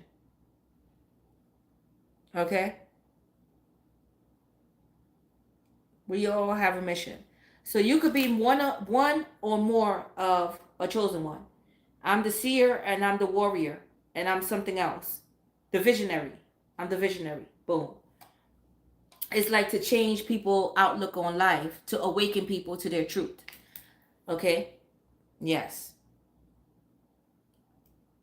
And they have 9. Some is 6, some is 9, but they're all spiritual. Okay, so we have the oracle. Okay, listen. 9. So I'm going to give you the 9. We have the oracle. We have the free spirit.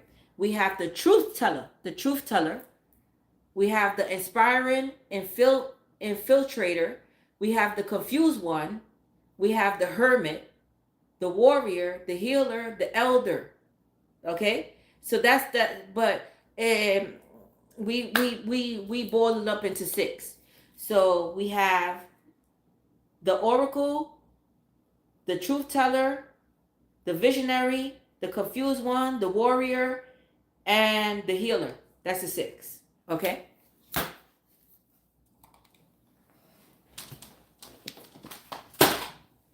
That's a 6. So if you portray any of those traits, then you are a chosen one. Okay? So you're the healer? Yes. So you would know your mission, you would know your gift, as a person. That's what I'm saying. Everybody is different. Okay?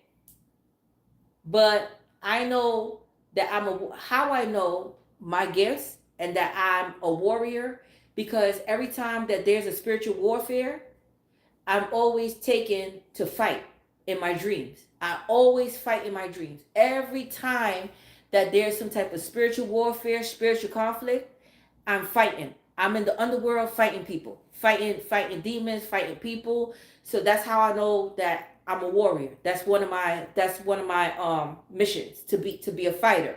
And I'm always fucking these demons up in my fucking dreams. Okay? You may be laughing, but it's true.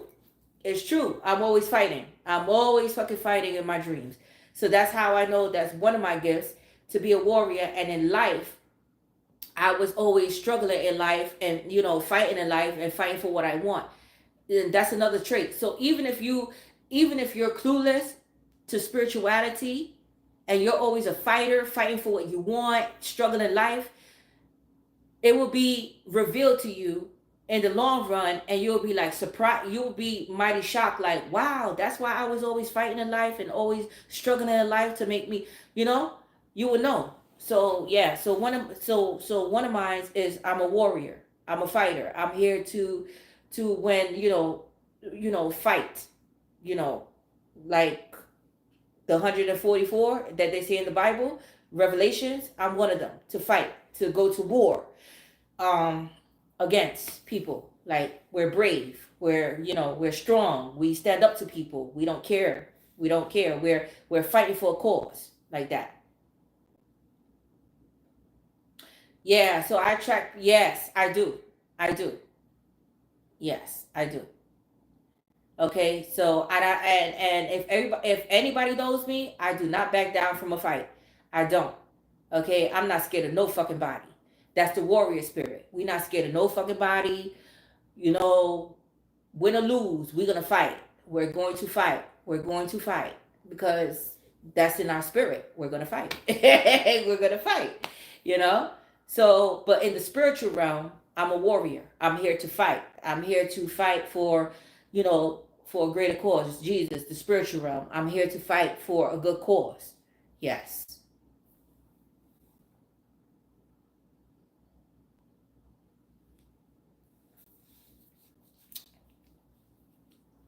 Yeah. So so yeah, that's an interesting fact. And so God will put you through tests. The universe will put you through tests to make you stronger, to become what you are here to do on earth. Whether you're a healer, you're a visionary, but confused. So some people are confused, what we call in between worlds, right? You're gonna, the truth teller, somebody that can't tell a lie. Have you ever met those people that can't hold water? They can't tell a lie. You might as well tell the truth. So we're all here on our different journey and paths. Is you having to know what you're here for, like who you are and what you're here for. Okay.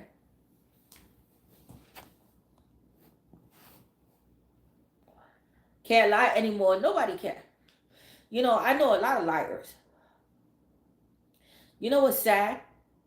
What's sad is that you would think that people get older, so they stop lying. That's a fucking lie. That's a fucking lie. And you look at them and you know that they're lying, and they're continuing to lie, although you're trying your best to tell them, tell me the truth, and they're still fucking lying. I hate that shit. Like, yo, who the fuck are you playing with? I know that you're lying. Just tell the truth. And they're still fucking lying. You're like, why? Why? You know? I'm a terrible liar too. You will get caught. You will get caught with me. Don't. This is why I tell people, when you do a crime, do it by yourself. Okay? Because the only person that you could trust is yourself. Only people with a conscience tell the truth. Only people with a conscience tell the truth. Okay?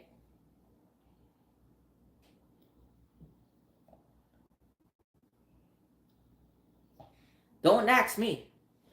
Don't ask me how I feel about you because I'm going to tell you the God honest truth. Okay? You know one thing that I had a problem with? I don't know how many of you guys are like this, but if a person lied to me, I would tell you that you're lying. I would call you a straight up, I would listen to your bullshit for a while, and then out of nowhere, I would tell you that you're a fucking liar, that you're a fucking bitch. Okay, I would call you a bitch and everything. Why? Because you try to play with my intelligence and you try to treat me like a bitch. So I'm gonna tell you like this. You're a bitch. You're a stupid motherfucker. You're a liar. I'm gonna call you a liar. And you know most people be like, don't say that. Don't call them a liar. No, I'm calling it like I see it. You're a fucking liar. You're a liar. Okay. Um, yeah, you're a user, you're a narcissist. I would tell you every fucking thing that I see about you. I don't give a fuck. Okay? I don't give a fuck. You want to fight? We're going to fight. We're going to fight. We're going to fight. Yeah, because when I say what I have to say, you're going to want to fight. You're going to want to fight. Okay? Yeah. You're going to want to fight. Hey, Kisu. Stealth. Hey, Irise. My Mars is in, no, my Mercury is in Pisces and my Mars is in Virgo. Yeah. I have Mars, Jupiter, and Saturn. I have in Virgo. I have 3 placements in Virgo, and that's Mars, Jupiter, and Saturn. And my Mercury is in Pisces. My Venus is Aries too. Blank blank. My Venus is in Aries too. Your Mars is in Gemini. Yeah. Your moon is in Aries. Mine's too. B man. My moon is in Aries. Yeah, we got a hot temper. We got a hot fucking temper. Don't fucking play. We will bust you upside your motherfucking head with a brick. Okay? With whatever. With whatever. Uh-huh. Yeah, we want it now, right? Blank blank. We want it now. Yeah. Okay. Hey, Dreams. Yeah. Good night, Bermuda. This is the first time I catch a live of yours. Hey, Chanel Gomez. Yeah, man. My Mars is in Sagittarius. Hey, Slave One Gunner. Yeah, Jamaican in you. Yo. We don't need that. We don't need that 101, right? It's just built in us. Yo, we gonna rock your motherfucking shit. We gonna rock your shit. Okay? We gonna rock your shit. All right? And you know, I'm gonna speak highly of myself right now because you gotta speak highly of yourself. And I feel that anybody who has met me, okay, anybody who has met me was a privilege. Okay, yes, because you don't come across a human being like me often, and you got to say that to yourself and believe it, and believe it, and trust me. Anybody who has met me in life know how the fuck I am. They know how the fuck I am. Snapple facts is a fact.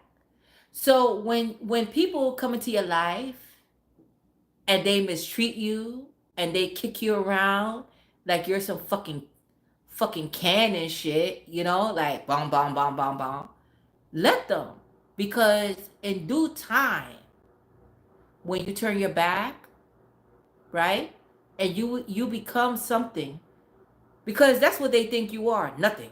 That's why they treat you that way, because they think that you have a low self-esteem, you lack confidence, and you don't have shit going on in your life. When they think that way about you, which most people fuck up in life, that they think a certain way about a person, they talk about them, that they're ugly, they bully them, they do all type of shit to them, right?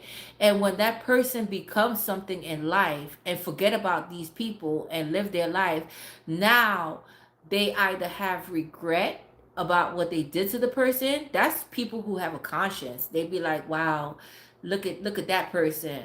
Wow, I never thought that they would become the person that they are. They have regret about the way they treated you. And other motherfuckers, right?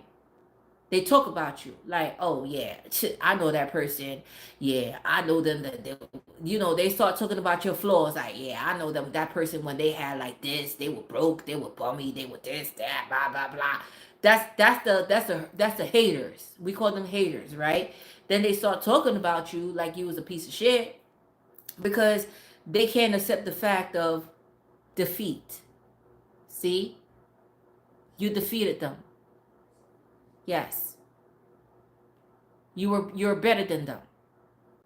They knew all that time you were better than them, but they try to bring you down to their level, right? Thankfully, thank God that you were able to escape and open your fucking eyes to the reality of the fact to move on and say, you know what? I don't deserve this treatment.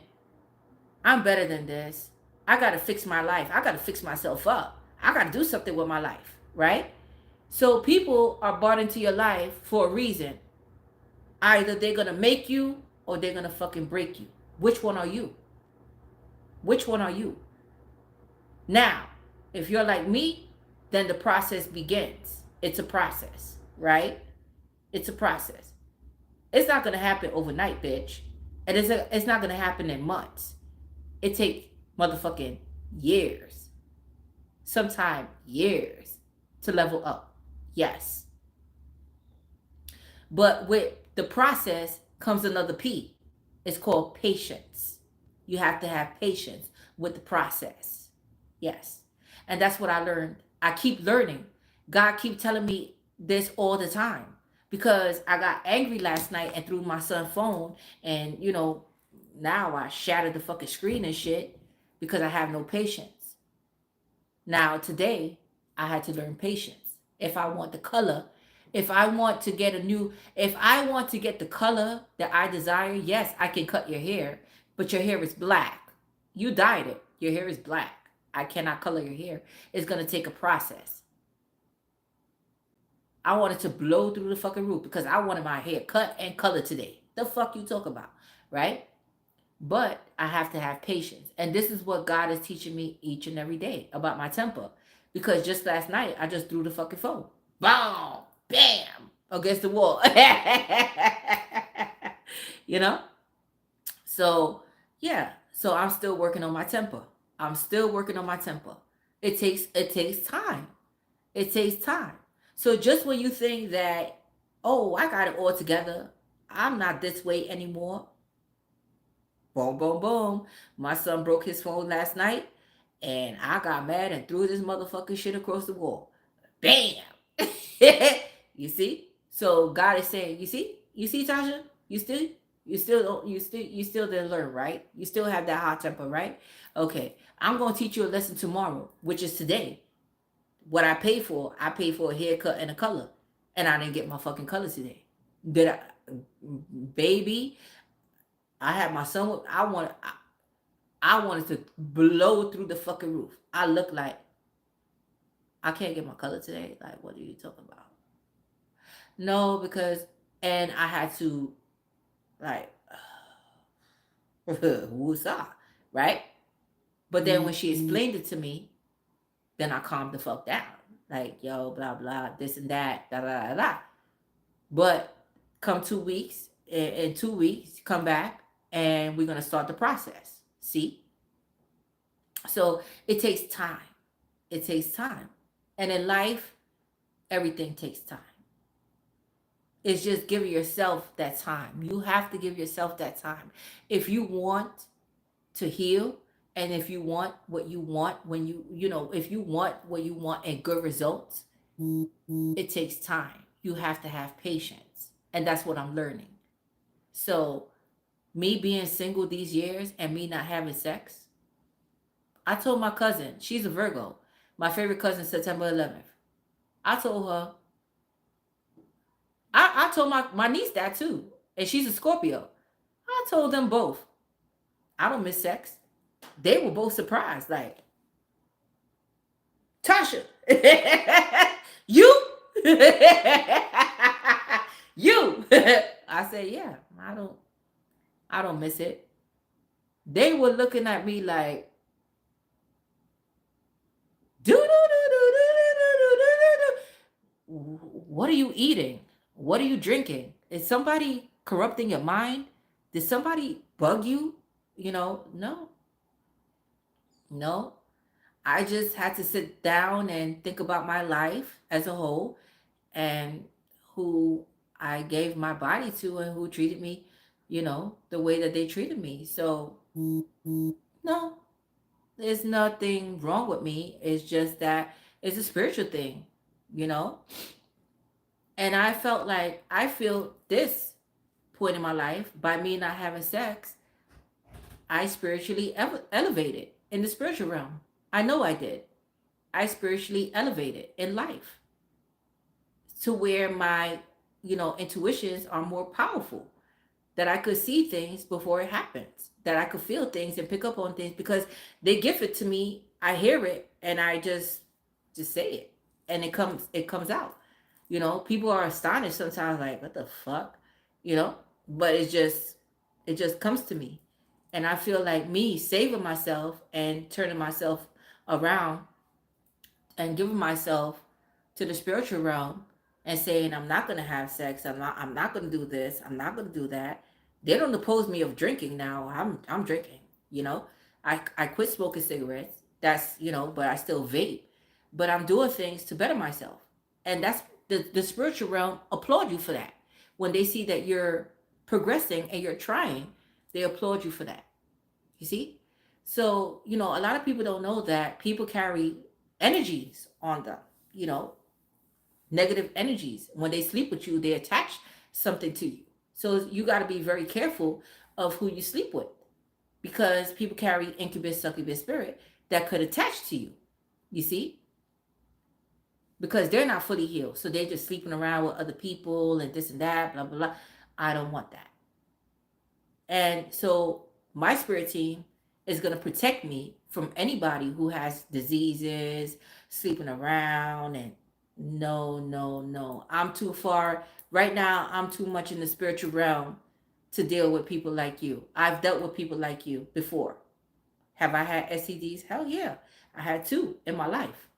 Thank God they weren't deadly, like, like incurable, like herpes and HIV. No, but yes, I have had STDs, two STDs in my life. And I don't want to go through that again, you know, because niggas out here slinging dick and sleeping around with people and, unprotected. And, why would I want a man that sleeps around with people and have STDs and getting people pregnant, don't wear protection and don't give a fuck and broke and don't know how I don't want a man like that. I don't. And they expect me to cook and clean. I don't want a man like that. I don't. I've been there, done that. So I don't want to go there. So me personally, um because people are like, oh, what you scared, of I know I'm not scared of a relationship. No, no, at all. Okay. um but right now I have bigger things to focus on, basically that, which is my work, you know God work, what I'm doing here, and my life. I mean, my kids. I can't just be sleeping around with people and, oh yeah, I'm doing this and that. No, the next man, if the man deserves me, then I will give myself to that man. But other than that, no, fuck that. I'm not. No, no, no. Mm-mm. I'm not. No, no, no. I'm not doing it. It's scary out here, right? Aquarius love. It is.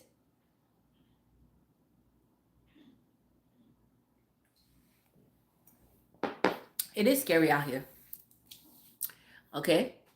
And and if a person didn't see your value, why would you make them see your value? Why would you want, like, oh, why do you have to tell a person that you're a good person. They should know that. Why do you have to tell them, yo, I cook, I clean, I did. I don't, I'm not telling anybody shit. That's my thing. I'm not telling anybody shit. An emperor and an empress will know when they meet an emperor and an empress, because they're going to know. They're going to see it. They're going to sense it. That's how we are. We're going to know that you're not trash, and that you're not just looking for sex, and that you're not just looking for somebody to take care of you. We're going to know, because it's just in our DNA. We just know. When you know how, when you just know. You ever heard of that saying? When you know, you know. That's us. When you know, you just fucking know. Hold on, guys. Let me turn on the light.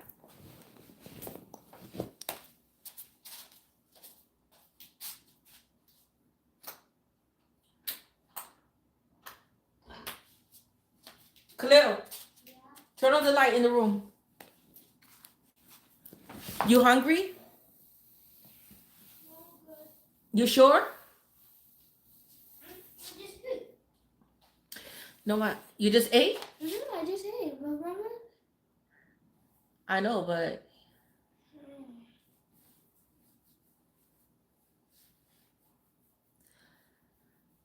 as you as a child, did you ever count calories?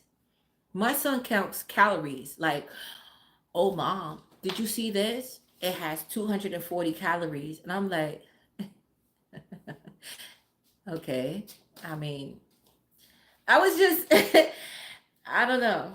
Kids are different these days, you know? I'll just be like, he I have a vibrating plate, right? And one day he says, Mom, can I get on your vibrating plate? And I was like, why? So he was like, I'm fat. I need to lose weight. And I'm like, kid, you don't even know what the fuck is fat. You understand what I'm saying? You say you fat. You're healthy. The fuck out of here. You're only 8 years old. The fuck? You're not fat. You're healthy. The fuck? you know? But that I don't want my son to think that way, because just now I asked him if he's hungry, and he's like, I just ate a hot pocket. And then he lifted up his shirt and he's like, look at my stomach. And I'm like, what fucking stomach? You act like you're obese and shit. Like, you act like you pregnant and shit. What the fuck? Like, I have never had that as a kid. I used to eat what I want. I was really never a candy person as a kid. I used to love chips, soda, dip, Yeah, I used to love salty things, not too much of sweet.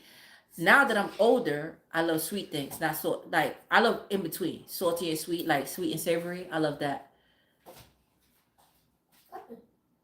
What happened with you? Nothing, just hopping around like a grasshopper. Yeah, yeah. Hop your ass in that room. Yeah.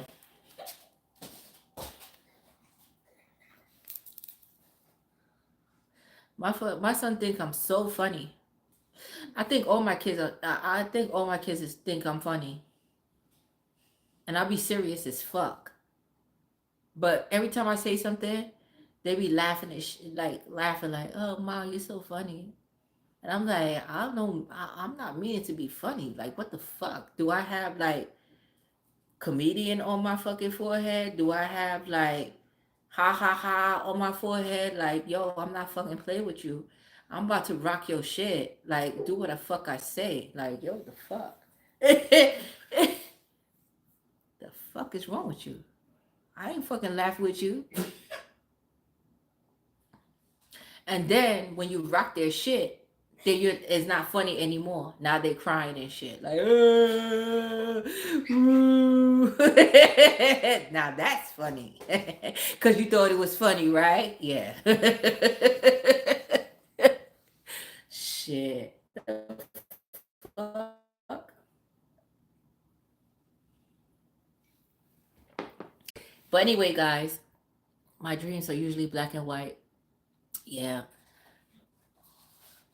they love me. Yeah, thank you, Tiffany. Yeah, you know, one day, because I don't know about you guys as parents, if you guys are parents or not, and it's not bad being your children's friend, because I feel like, I grew up very strict, strict Caribbean family. You can't do this, you can't do that, stick with your culture, blah, blah, blah. Like, even cutting my hair, my dad, right now, I would say he's turning over in his grave, but he's cremated. So that nigga ashes is like possibly floating somewhere. I am in TikTok. I would love if you can go live with Valentina. Valentina, email me. I don't know your TikTok, but my email, is in my description box. So email me.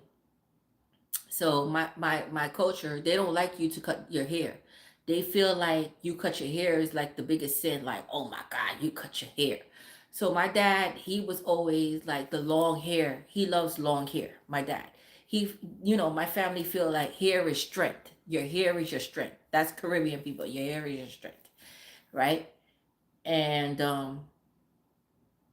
hold on. Thank you. Yeah, right. Yeah. So one day, my son, um, Teddy. I don't know if give me a thumbs up if you met my second son, Teddy. So Teddy, he was joking and laughing with me one day, right? We was, you know, and I wasn't in the humorous day. That day I didn't want to be fucking funny. I didn't want to laugh and joke. But I just feel like, with your kids, you should have that, friend, you should be a friend, a mother, but I didn't have that growing up. I didn't. Okay. So, I try to be that kind of parent. But, you have to draw the line with your fucking kids. Like, yo, don't fucking play. I will bust your fucking shit until I will bust your shit until kingdom come. Got what I'm saying? And this particular day, I didn't feel like fucking joking. Okay. And Teddy joking with me. That shit is funny, blah blah blah. And I had my and I had my family over. It was all my family there, and he's joking and cracking with me, and I'm not saying shit because I'm having something on my mind, you know, like something's on my mind that I'm thinking about, and you fucking with me and you joking with me, and I don't feel like joking right now. And he said something to me. Um, I forgot what he said, but he said something. He said something, something, something. I know it was three because my mind was not there. But he kept laughing, and they kept laughing, and but I know that he was talking about me. Oh yeah, my mom. Yeah, my mom. Shit, my mom is this, that, blah blah blah. I know he was talking about me, but when he said something, something, something, and they start busting out laughing, it's like my mind clicked, but it was just like a click, and I took one look at that motherfucker, and I don't know what kind of look I gave him. He just he just started he stopped. It just went blank. He stopped laughing, and he was like,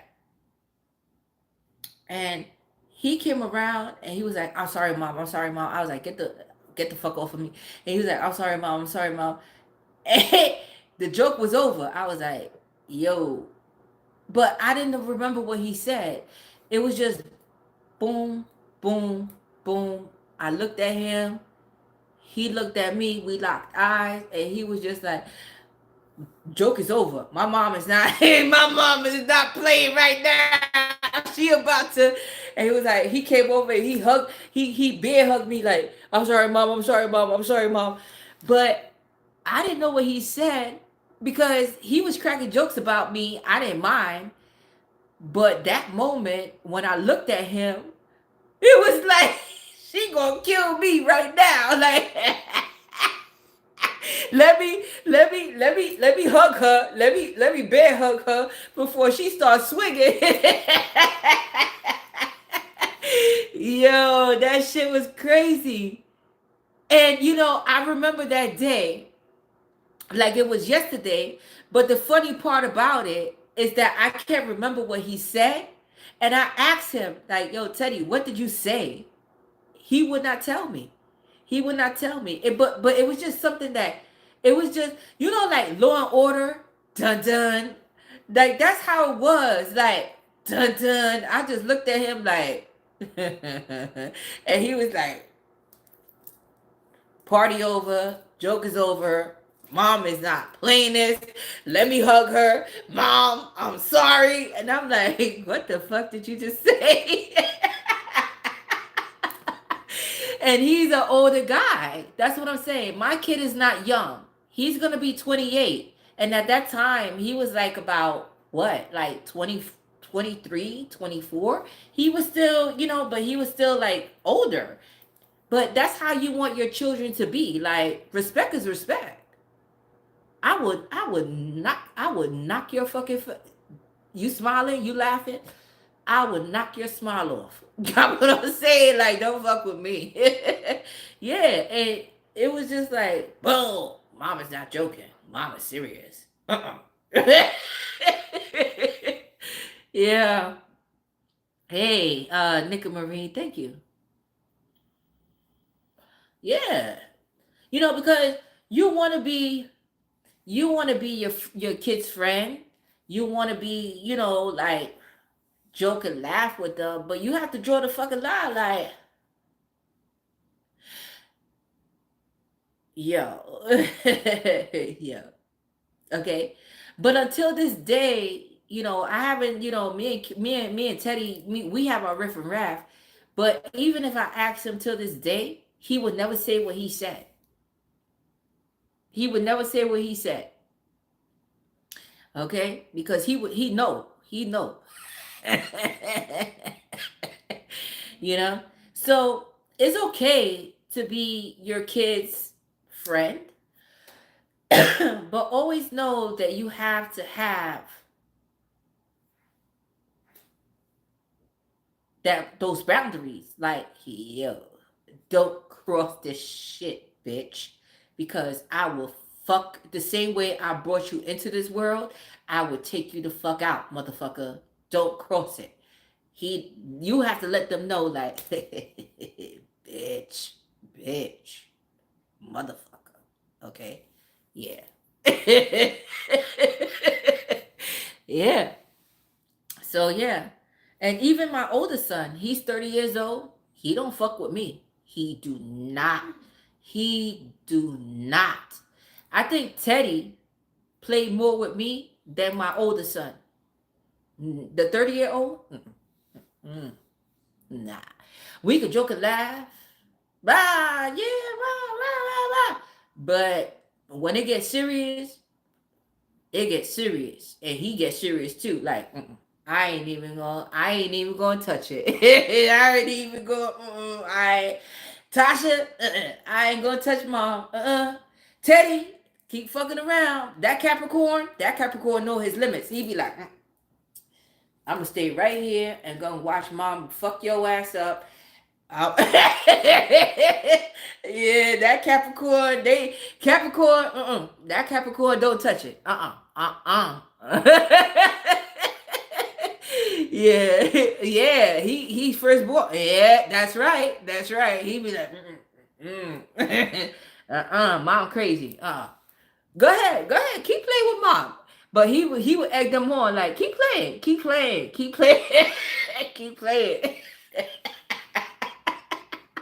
Keep playing. You gonna see. Uh-huh. Yes.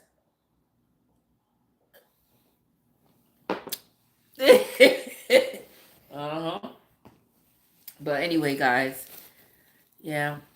Any questions for me before I go? Because I have to go. I have to really fucking go. Hey, Sabrina.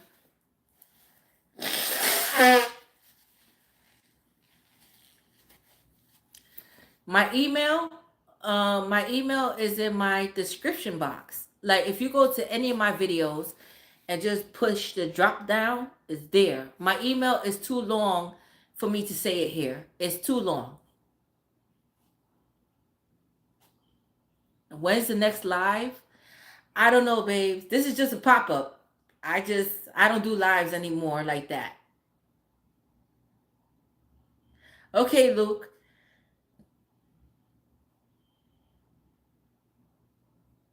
Thank you, Visibly, Mina Me. Hey, Tiffany Lover. Do you do live collective readings? I love the read. No, I do not do live collective readings anymore. Hey, Jackie J. Thank you for your time. Thank you, Jackie, for joining me. But I want to tell you guys, I love you guys. I have to go now. Yeah, I have to go. I've been with you guys for a minute, and I have to feed my son and take care of him. Thank you, Brooklyn Miss. I'm gonna reach out to you. Reach out to me, Tatiana. I love you more. Jade, Pretty Brown Virgo. I have a lot of Virgo in my chart. Pretty brown Virgo. Catherine, my Cancer baby. I love you guys. And as you already know, what's the saying that I always say? I'm possible.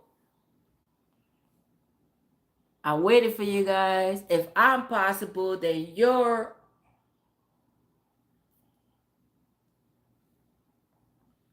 Nobody saying it. Nobody saying it. You're possible. There you go. Your girl who? Your girl who? Your girl who? Your girl who? Tosh. That's right, Talia. Your girl Tosh. And I'm